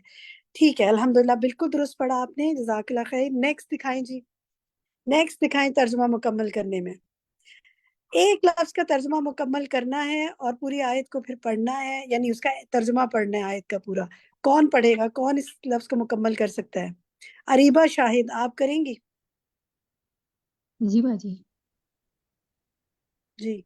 और फाल के तीर रित्सुन बुरा है, नापाक, एक लफ्ज बताएं, क्या लफ्ज बताइए। और बहुत, और फाल के तीर नापाक। गुड, तर्जुमा पढ़िए पूरा। ऐ लोगों जो मुदरिस, वो बेशक शराब, नशा और जुआ और बुत और फाल के तीर नापाक है अमल से हैं शैतान के, बस बचो उससे ताकि तुम फलाह पा जाओ। ठीक है, अल्हम्दुलिल्लाह। तो देखिए, ये आयत दलील भी है ना, सूरतुल माइदा की आयत 90। उन लोगों को जो कहते हैं कहाँ लिखा है कि शराब हराम है, तो जो चीज नापाक है, शैतान का अमल है और कहा जा रहा है उससे बचो, तो क्या वो हराम नहीं होगी? तो इसमें आप देखें 4 चीजों का जो कहा गया, ये आयत हमें सुनानी चाहिए सबको, अपने बच्चों को भी उनके दिल में इन चीजों से नफरत और कराहत पैदा करनी चाहिए। कुरान की इस आयत को हमें पढ़कर सुनाना चाहिए उनको तर्जमे के साथ, और बड़ों को भी और बच्चों को भी। ठीक है, अल्हम्दुलिल्लाह। इसका तर्जमा कौन करेगा? आयत मुकम्मल करनी है, तर्जमा एक लफ्ज है सिर्फ। शबाना, आप करेंगी? जी शबाना। सख्त है अजाब में।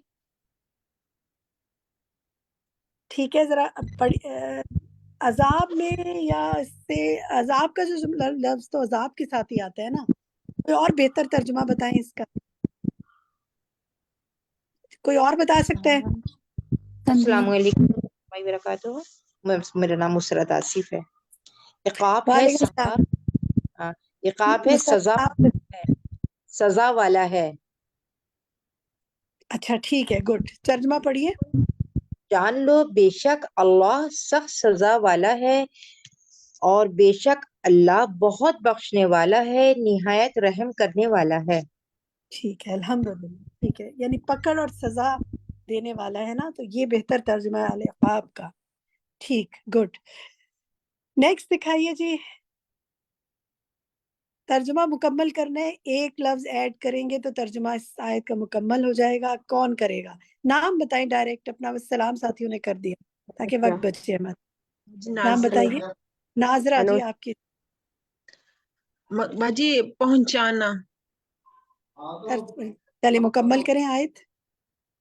नहीं है, मगर पहुंचाना। दोबारा शुरू से पढ़े, आवाज कट गई थी। नहीं है रसूल पर मगर पहुंचा देना, और अल्लाह जानता है जो तुम जाहिर करते हो और जो तुम छुपाते हो। ठीक है, गुड, शाबाश, सही, बिल्कुल दुरुस्त। ठीक है जनाब, आगे चलते हैं। 2 लफ्ज आएंगे यहाँ, कौन उनको मुकम्मल करेगा? इन दोनों लफ्जों के साथ आयत को नाम लें जो करना चाहे। मैं करना चाहूँ। अनीला जमान, कीजिए। अल्लामुल गुयूब, बेशक तू ही जानता है गैब को। अल्लाह तू नहीं आएगा इसमें। जानता है गैब। गैब है या ये गैब है या गुयूब है? दोनों में कोई फर्क है? गुयूब का क्या मतलब? गयूब गैब की जमा, गैब बहुत सारे गैब। ہاں تو اس کو کیا کہتے ہیں؟ غیب کی جگہ کو کیا غیبوں کہتے ہیں؟ غیبوں کو. غیبوں کو ٹھیک ہے ٹھیک جی ہے. جی. اور لام کا ترجمہ جو ہے وہ پلیز پیچھے دکھائیے. ابھی تو میں پوچھ رہی ہوں. ابھی جب تک میں کہوں نہیں ہو سکتا آنسر کی سلائیڈ نہیں دکھایا کریں. چلیں اب تو آپ نے دکھا دی. دکھائیے جی. ٹھیک ہے چلیں جنہوں نے بتایا تھا وہ پڑھ کے بتائیں. کنہوں نے بتایا تھا اس کو؟ جس دن انیلا جس دن جی جمع انیلا. کرے گا اللہ رسولوں کو، پھر وہ کہے گا کیا جواب دیے گئے تھے تم؟ وہ کہیں گے نہیں کوئی علم ہمیں، بے شک تو ہی خوب جاننے والا ہے غیبوں کا. اللہ کا العلیم سے بھی سپرلیٹو ڈگری ہے نا. خوب جاننے والا ہے الغیوب غیبوں کا. ٹھیک ہے بہت ہی مبالغے کا صیغہ ہے یہ. اللہ سے زیادہ کوئی نہیں جانتا. گڈ. اچھا جناب نیکسٹ دکھائیے. ایک لفظ آنا ہے اس کے اندر اور اس ایک لفظ کو مکمل کریں تو یہ آیت مکمل ہو جاتی ہے. کون بتانا چاہے گا؟ انس مارو آپ بتائیں گی؟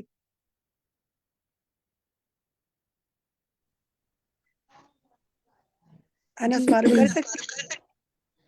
جی ہم پر نہ رزق نہیں ہے یہ. رزق کا تو رزق کی لفظ آتا ہے نا. کوئی اور بتانا چاہے گا؟ جو جی بتانا میم میں چاہے اپنا بتاؤں. مائک کھولے. میں کون؟ جی میم دسترخوان. میں سحریہ. کون؟ سحریہ. تحری. آپ بتائیے جی پورا پڑھیں. دسترخوان. ٹھیک ہے ترجمہ پڑھیں. جی. جب کہا حواریوں نے اے عیسیٰ ابن مریم کیا استطاعت رکھتا ہے رب تیرا کہ وہ اتارے ہم پر ایک دسترخوان آسمان سے؟ اس نے کہا ڈرو اللہ سے اگر ہو تم مومن. ٹھیک ہے گڈ. آپ نے پہلے بھی ہمارے ساتھ جوائن کیا یا فرسٹ ٹائم آج جوائن کیا ہے؟ نہیں میم میں تقریباً ڈیلی ہوتی ہوں، بیچ میں 2 دن آف. آپ کے نام کا جی مطلب کیا ہے؟ سحریہ. صبح کے وقت، سحری کے وقت جو روشنی ہوتی ہے اس کو کہتے ہیں. ٹھیک ہے. میں یہی سوچ رہی تھی کہ ڈفرینٹ سا نام ہے اور ہم نے سحر اور سحر پچھلے دن اس کو پڑھا بھی تو ٹھیک ہے. صبح کی روشنی فجر کے وقت کی جو ہوتی ہے. چلے گڈ. آگے چلتے ہیں جی. نیکسٹ دیکھتے ہیں اس کو کون مکمل کرے گا. جی کون مکمل کرے گا اس کو؟ انوشا آپ بتائیں گی؟ جی انوشا بولیں. تیرے نفس میں. ٹھیک ہے پڑھیے پورا ترجمہ. اگر تھا میں کہتا اس کو تو تحقیق تو جان لیتا اسے، جانتا ہے جو میرے نفس میں ہے اور نہیں میں جانتا جو تیرے نفس میں ہے، بے شک تو ہی ہے خوب جاننے والا غیبوں کا. تعلمو کا ترجمہ کیجئے نا ذرا. جی تعلمو کا جو لفظ ہے اس کا ترجمہ پڑھیں. وہ تعلم تو جانتا ہے. تو جانتا ہے. پچھلی دفعہ آپ نے تو مس کیا تھا. تو جانتا ہے. اچھا یہ کس کے بارے میں بات ہو رہی ہے؟ کس کو یہ کہا جا رہا ہے؟ کون جانتا ہے؟ اللہ جانتا ہے. اللہ جانتا ہے جو ہمارے نفس میں ہے. ہم نہیں جانتے جو اس جی کے نفس جو وہ جانتا ہے یا جو اس کا علم ہے. ٹھیک ہے الحمدللہ. ٹھیک ہے جناب آگے چلتے ہیں. دیکھیں اس سے آپ کو میں آپ سے پوچھوں گی ضرور کیا فائدہ ہو رہا ہے اس ایکٹیویٹی سے آپ لوگوں کو. چلیے جناب دیکھتے ہیں یہاں کیا آئے گا. کون بتائے گا آپ میں سے؟ 2 لفظ ہیں اوپر اور 2 نیچے. آیت مکمل کرنی ہے. کون کر سکے گا؟ نام بتائیے اپنا. طاہرہ یاسمین کیجیے. صدقہ دینے والوں کو ان کا صدقہ اوپر آئے گا. کامیابی ہے بہت بڑی. آخری والا ٹھیک ہے لیکن پہلا غلط ہے. صدقہ کرنے والوں کا لفظ نہیں ہے یہاں. صادقین ہے. سچ بولنے والوں کو. کیا روٹ ہے اس کا؟ چلیں کوئی اور بتائے گا اس کو؟ میں کروں؟ فرحانہ شکیل آپ کیجیے. فرمائے گا اللہ یہ دین ہے نفع دے گا سچے لوگوں کو، ان کا صدیقوں ان کے سچا ہونا ان کے کام آئے گا، اور ان کے لیے باغات ہیں رہتی ہیں ان کے نیچے نہریں، ہمیشہ رہنے والے ہیں ان میں ابد تک. رضی اللہ رضی ہو گیا اللہ ان سے اور وہ راضی ہو گئے ان سے. یہی ہے فوز العظیم. खुश हुआ अल्लाह उनसे और खुश हैं, ये बड़ी भारी कामयाबी है। भारी नहीं, अल्फाज बहुत का मतलब क्या है आप बहुत बताइए, आप ही से मैं पूछ रही हूँ अल्फाज का क्या मतलब है। बड़ी, बहुत बड़ी कामयाबी। अल अजीम का क्या मतलब है। अल अजीम का बहुत बड़ी, अल्फाजु कामयाबी। शाबाश, उलट कर दिया था आपने ये, ठीक है। हाँ जी अल सही। अजीम का मतलब बहुत बड़ी और हाँ अल्फाज जी, बहुत बड़ी अल्फाज कामयाबी। कामयाबी। गुड, बहुत अच्छी कोशिश। सच्चों थैंक यू। को सिद्कुहुम, सच उनका, ठीक है, हाँ जी सर। सच उनका। तो इस आयत से क्या सीखते हैं, क़यामत के दिन क्या चीज फायदा देगी। यही कि हमारा नफा वो चीजें देगी जो हमारी अच्छे अमाल होंगे, हाँ, ये अच्छे अमाल तकवा की बात होगा। नहीं हो रही, किसकी बात हो रही है यार, सारे अच्छे अमाल की बात नहीं हो रही इस आयत में। चले कोई और बताए मुझे, कोई अभी तो तर्जुमा पढ़ा है, कौन बताएगा। नहीं पहचान पाए क्या, किस चीज से फायदा बताया जा रहा है इस आयत में। मैं सवाल दोबारा दोहराती हूँ, इस आयत में क्या बताया जा रहा मैं है। बताऊं? मैं कौन, मदीहा। मदिया आप बताइए। हाँ, सच्चों को सच उनका। तो क़यामत के दिन क्या चीज फायदा देगी फिर। सच सच सच सच यहाँ सच। सच फायदा देगा। फिर हमने क्या बोलना है। और बाद में सच बोलना है इंशाल्लाह। सादिकीन, सादिकीन बनना है। सादिकीन बनना है, सच यानी कि बोलना है, अपने क्योंकि हमें बहुत बड़ी। अपने दिलों को टटोलना है कि क्या हमारे दिल कि हमारा अल्लाह हमसे राजी है। और अल्लाह का किससे राजी होगा, जो सच बोलेगा, ठीक है। देखिए, जब हम स्पेसिफिक आयात पर इसीलिए हम फोकस कर रहे हैं, जब हम कहते हैं ना सारे अमाल अच्छे करने चाहिए, बहुत अच्छी बात है, लेकिन पर्टिकुलर अमाल को भी कुरान पाक में बताया गया है। देखो, क़यामत के दिन बहुत बड़ी कामयाबी सादिकीन को मिलेगी। तुम चेक करो, हो सादिकीन में से। तो मैंने और आपने अगर जिंदगी में कोई एक काम पकड़ना है सबसे अहम, तो वो क्या है, झूठ नहीं बोलना, सच बोलना है इंशाल्लाह। तो फिर जिंदगी के बहुत से गुनाहों से इंशाल्लाह हम दूर हो जाएंगे, ठीक है, अल्हम्दुलिल्लाह। अल्लाह ताला आपको अल्लाहुम्मा जअलना मिनस सादिकीन, अल्लाह ताला हमें सादिकीन में से कर दे, सच्चों में से कर दे। अच्छा जनाब, अब जरा ये देखते हैं, थोड़ा सा ट्रिकी है, गौर से देखिएगा, ट्रिकी इन द सेंस कि समझना पड़ेगी। अगली जो अब स्लाइड आ रही है, हमने कसम की 3 किस्में पढ़ी थी, यमीन लव, लव कसम, यमीन गमूस और मुनअक़द होने वाली कसम, ठीक है। अब इसमें पहली किस्म में देखें, यमीन लव, इसमें देखें ये कौन सी है, यहाँ पे बताइए क्या आएगा।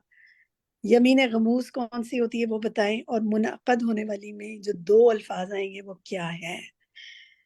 बाकी सारा तो हमने सब कुछ लिख दिया है ना, आपने सिर्फ वो बताने हैं जो इन ग्रीन पोर्शंस में आएगा।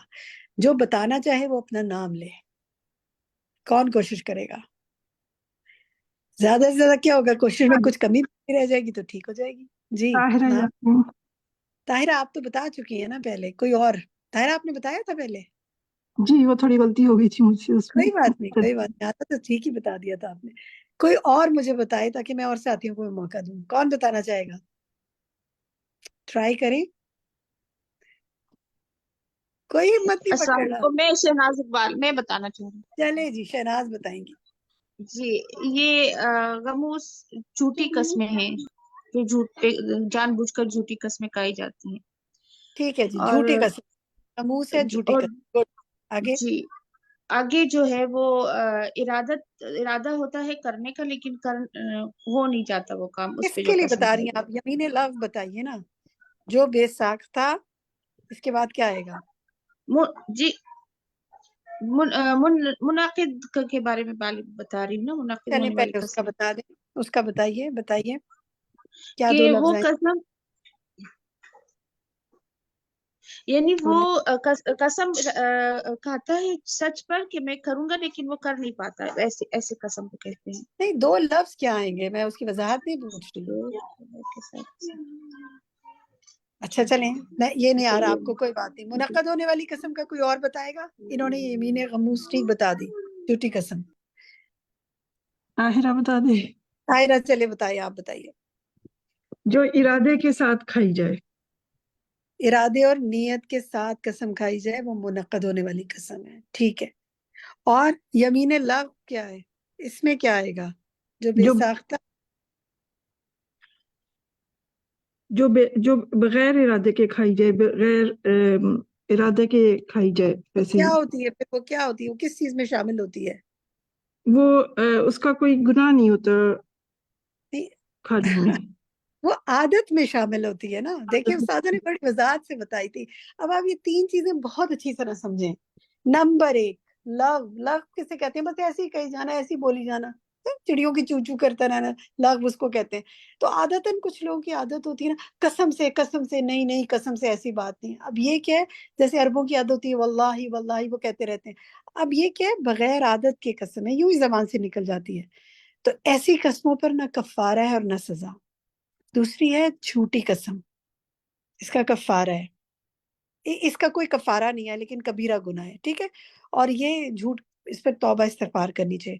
اور تیسری کیسی ہے؟ جو ارادے کے ساتھ قسم کھائی جائے کہ میں قسم سے میں نے یہ کام کرنا ہے، قسم سے میں نے مطلب غلط قسم کھا لی، میں نے کسی سے بات نہیں کرنی، فلاں سے بات نہیں کرنی، اب اس کو توڑنا ہے، تو پھر اس کا کفارہ ہے، وہ دینا پڑے گا. تو یہ ذرا اچھی طرح آپ نے انہیں دہرانا ہے، اس کو سمجھنا ہے، کیونکہ یہ بہت زیادہ مسئلہ ہے لوگوں کے ساتھ. مجھے کچھ لوگ تو مسلسل پوچھتے رہتے ہیں ہم نے قسم کھا لی، ذرا کفارہ بتا دیں، قسم کھا لی. وہ اتنی زیادہ قسم کھاتے ہیں تو وہ پھر اس کے کفارے دیتے رہتے ہیں. تو وہ کیوں ایسی قسمیں کھاتے رہتے ہیں؟ کیوں ایسے ارادے، کیوں ایسی نظریں مانتے رہتے ہیں؟ ایسا نہیں ہونا چاہیے نا جو غلط ہو. تو اس کو ذرا سا اچھی طرح لوگوں کو آپ نے سمجھانا ہے انشاءاللہ. چلیں ٹھیک ہے جناب، یہ الحمدللہ اس کا جواب آپ کے سامنے موجود ہے.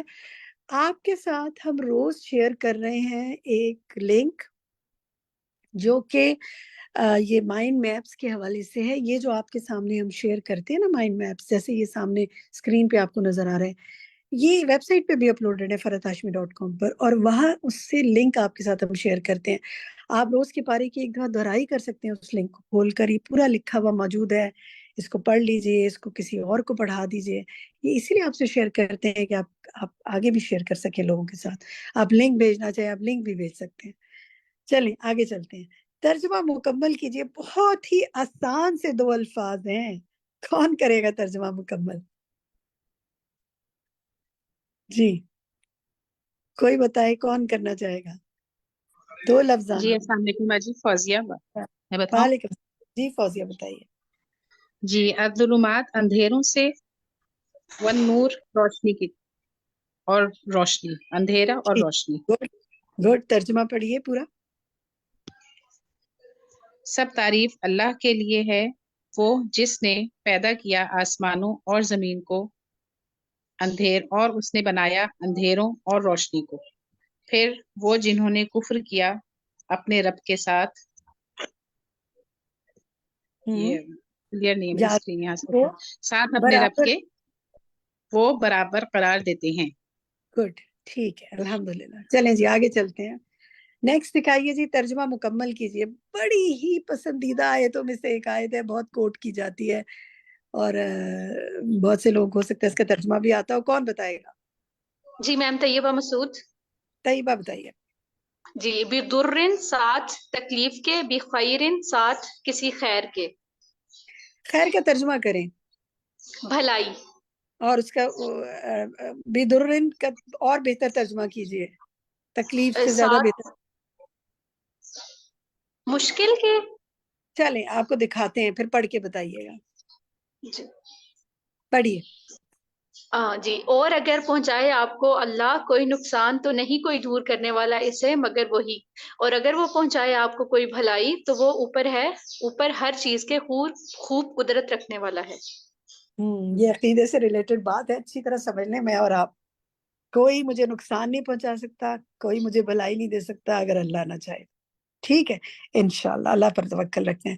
چلیں جی نیکسٹ ترجمہ مکمل کرنا ہے آپ نے. چھوٹی چھوٹی سی چیزیں ہم نے آپ کے لیے لکھی، بہت آسان سا ترجمہ ہے اس کا. بڑی مشہور یہ کوٹ کی جاتی ہے آیت، ہو سکتا کئی دفعہ آپ نے پڑھی ہو.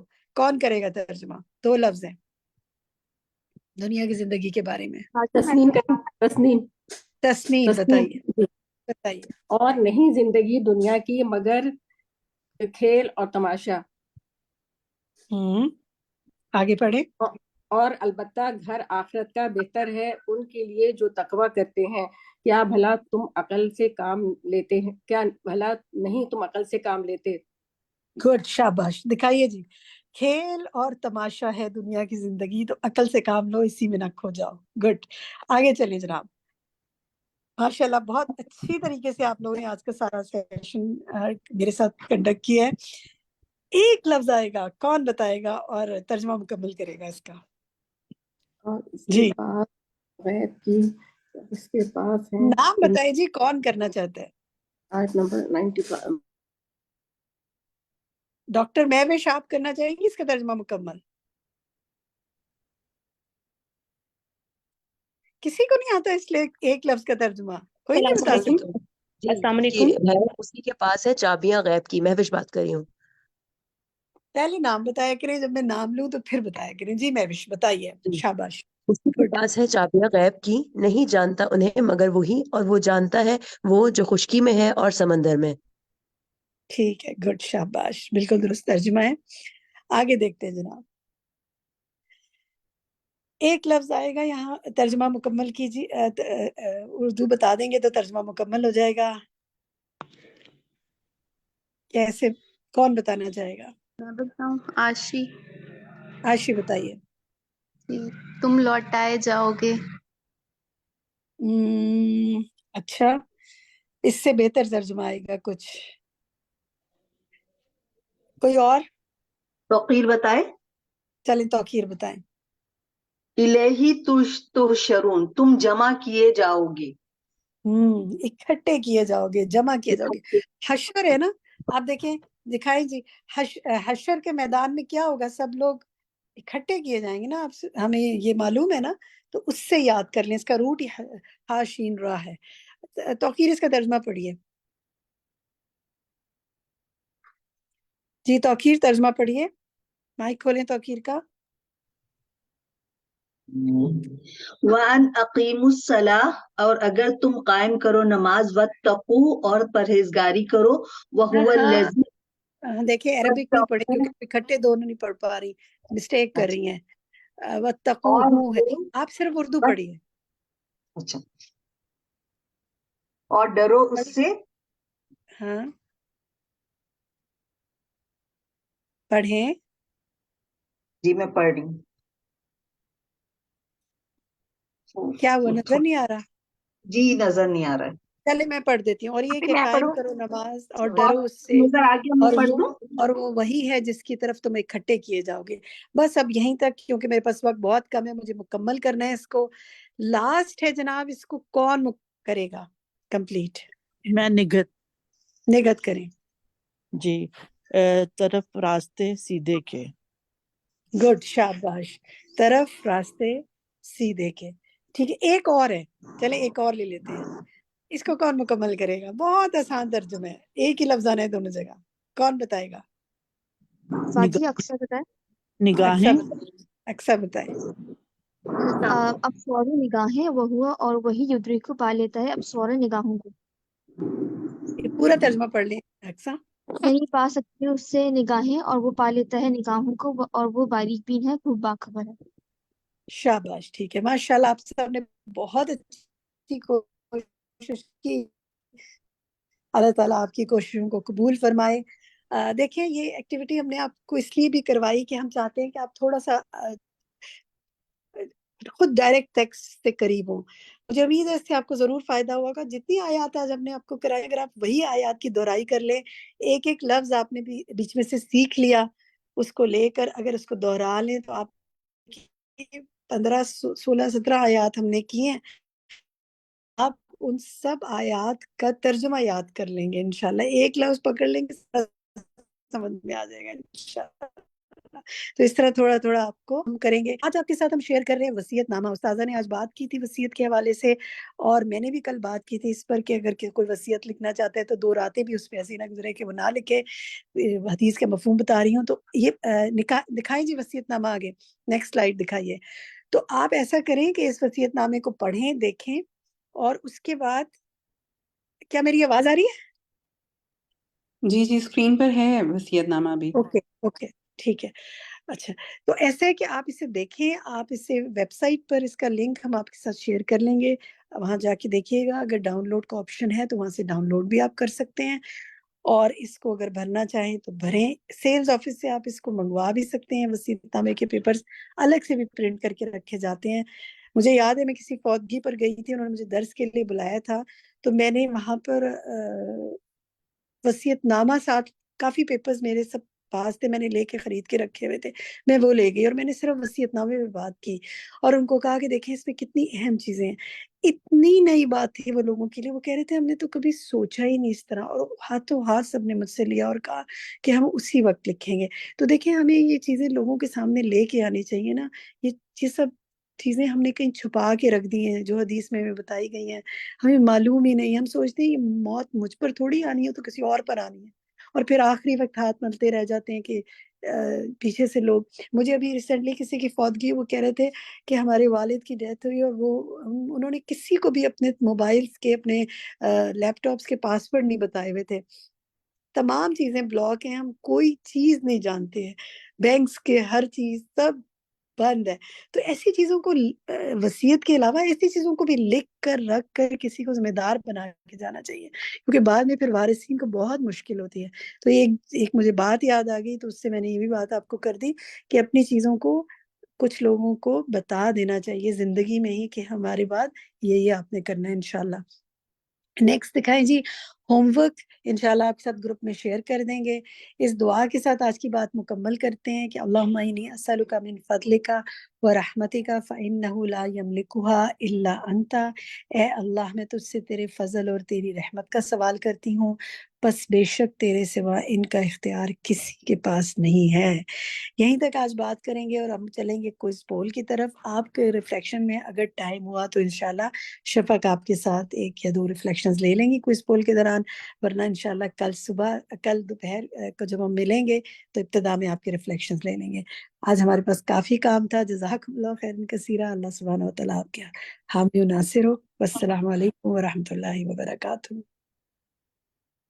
وعلیکم السلام ورحمۃ اللہ وبرکاتہ۔ تو جناب آپ سب تیار ہیں کیا؟ اٹھا لیجیے اپنے گیجٹس کو اور ایکٹیو ہو کے بیٹھ جائیے اور دیکھتے ہیں کہ آج کے ہمارے 10 سوال کیا ہیں۔ شروع کرتے ہیں۔ بسم اللہ الرحمن الرحیم۔ سوالات آپ کے سامنے اسکرین پر ہیں، میں ایک ایک کر کے سوال آپشن کے ساتھ پڑھوں گی۔ آپ نے کوشش یہ کرنی ہے کہ آپ میرے ساتھ ساتھ ان سوالوں کو اٹیمپٹ کرتے جائیں۔ پہلا سوال، شیطان چاہتا ہے کہ جوئے اور شراب کے ذریعے ایمان والوں کے درمیان ڈیش اور ڈیش پیدا کر دے۔ آپ کے آپشنز ہیں محبت اور الفت، یا پھر عداوت اور بغض، یا پھر سستی اور بے حیائی۔ سوال نمبر 2 کو دیکھیے، ایمان والوں میں جب کوئی مرتے وقت وصیت کرنا چاہے تو ڈیش گواہ بنا لے اور وہ عدل کرنے والے ہوں۔ آپ کے آپشنز ہیں 2 یا پھر 3۔ سوال نمبر 3 ہے، جان بوجھ کر قسم توڑنے کا کفارہ ڈیش کو اوسط درجے کا کھانا کھلانا جو تم اپنے گھر والوں کو کھلاتے ہو، یا انہیں کپڑے پہنانا، یا ایک گردن آزاد کرنا، پس جو کوئی یہ نہ پائے تو ڈیش کے روزے رکھنا ہے۔ تو یہاں پر آپ کے آپشنز ہیں، first fill in the blank کے لیے 5 مسکینوں، 20 مسکینوں، یا پھر 10 مسکینوں، اور second fill in the blank کے آپ کے آپشنز ہیں 10 دنوں، 5 دنوں، یا پھر 3 دنوں۔ سوال نمبر 4 کو دیکھیے، نبی صلی اللہ علیہ وسلم نے فرمایا بے یعنی خرید و فروخت میں ڈیش کھانے سے بچو، کیونکہ ڈیش سامان کو فروخت تو کر دیتی ہے لیکن کمائی کو ختم کرنے کا باعث ہے۔ آپ کے آپشنز ہیں، پہلی فل ان دا بلینک کے لیے بکثرت مال، بکثرت قسم، یا پھر رشوت، اور second fill in the blank کے آپ کے آپشنز ہیں نمود و نمائش، جھوٹی قسم، یا پھر آسانی۔ سوال نمبر 5 کو دیکھیے، دین میں کثرت سوال سے دین ڈیش ہو جاتا ہے، اس لیے کثرت سوال کو دین میں ڈیش قرار دیا گیا ہے۔ First fill in the blank کے آپشنز ہیں آسان یا پھر مشکل، اور second fill in the blank کے آپشنز ہیں پسندیدہ یا پھر ناپسندیدہ۔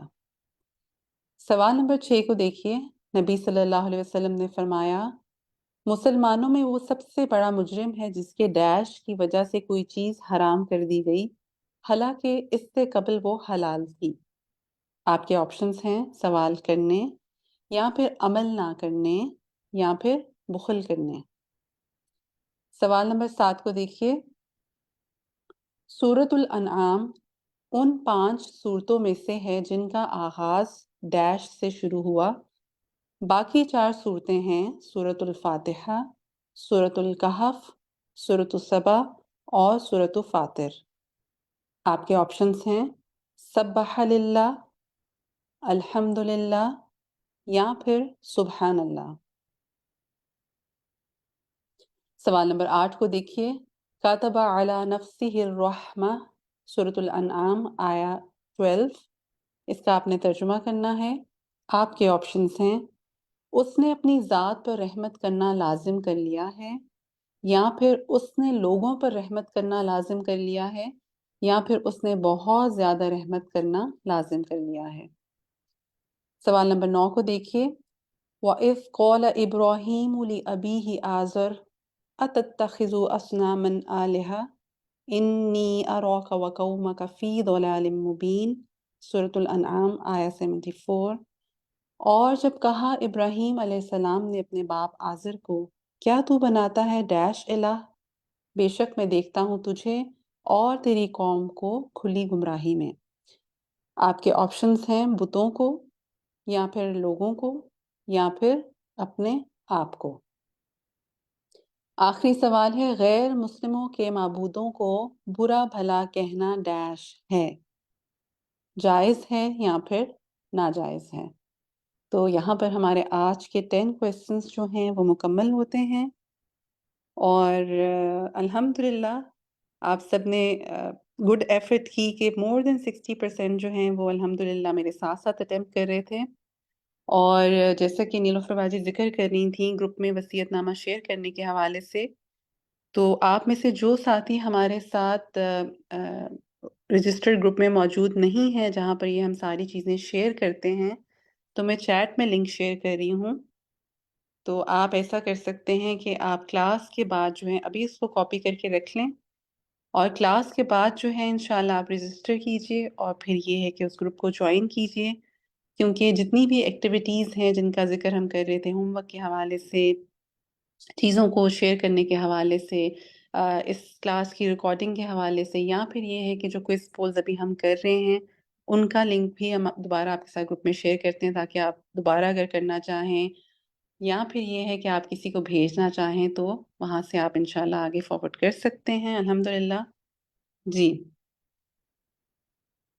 تو یہاں پر یہ ہے کہ میں دیکھ رہی تھی چیٹ میں الحمدللہ کافی ساتھی کر بھی چکے ہیں، اور مور دین 79% جو ہیں وہ پارٹیسپیٹ کر چکے ہیں. تو ٹھیک ہے پھر انشاءاللہ بڑھتے ہیں ریزلٹس کی طرف اور دیکھتے ہیں کہ آج کے ہمارے کویسچنس کے ریزلٹس کیا رہے. جی ریزلٹس کو دیکھیے اور اپنے آنسرس کو ٹیلی کیجئے. پہلا سوال، شیطان چاہتا ہے کہ جوئے اور شراب کے ذریعے ایمان والوں کے درمیان عداوت اور بغض پیدا کر دیں. اس کا درست جواب جو ہے وہ 57% ساتھیوں نے درست دیا، جبکہ 38% نے کہا سستی اور بے حیائی، اور 4% نے کہا محبت اور الفت. تو اس کو اپنے پاس نوٹ کر لیجئے. اس کا درست جواب جو ہے وہ سیکنڈ آپشن ہے، عداوت اور بغض. سوال نمبر 2 کو دیکھیے. ایمان والوں میں جب کوئی مرتے وقت وصیت کرنا چاہے تو 2 گواہ بنا لیں اور وہ عدل کرنے والے ہوں. اس کا درست جواب 92% ساتھیوں نے صحیح دیا. سوال نمبر 3 کو دیکھیے. جان بوجھ کر قسم توڑنے کا کفارہ 10 مسکینوں کو اوسط درجے کا کھانا کھلانا جو تم اپنے گھر والوں کو کھلاتے ہو، یا انہیں کپڑے پہنانا، یا ایک گردن آزاد کرنا. بس جو کوئی یہ نہ پائے تو 3 دنوں کے روزے رکھنا ہے. الحمدللہ اس کا جواب 91% ساتھیوں نے صحیح دیا ہے. سوال نمبر 4 کو دیکھتے ہیں. نبی صلی اللہ علیہ وسلم نے فرمایا خرید و فروخت میں بکثرت قسم کھانے سے بچو، کیونکہ جھوٹی قسم सामान को फरोख्त तो कर देती है लेकिन कमाई को ख़त्म करने का बायस है। इसका दुरुस्त जवाब अल्हम्दुलिल्लाह 94% साथियों ने सही दिया है। सवाल नंबर 5 को देखते हैं। दीन में कसरत सवाल से दीन मुश्किल हो जाता है, इसलिए कसरत सवाल को दीन में नापसंदीदा करार दिया गया है और इसका दुरुस्त जवाब जो है वो 94% साथियों ने सही दिया है। अल्हम्दुलिल्लाह। सवाल नंबर 6 को देखते हैं। नबी सल्लल्लाहु अलैहि वसल्लम ने फरमाया, मुसलमानों में वो सबसे बड़ा मुजरिम है जिसके सवाल करने की वजह से कोई चीज़ हराम कर दी गई, हालांकि उससे कबल वो हलाल थी। इसका दुरुस्त जवाब जो है वो 82% साथियों ने सही दिया है। अल्हम्दुलिल्लाह।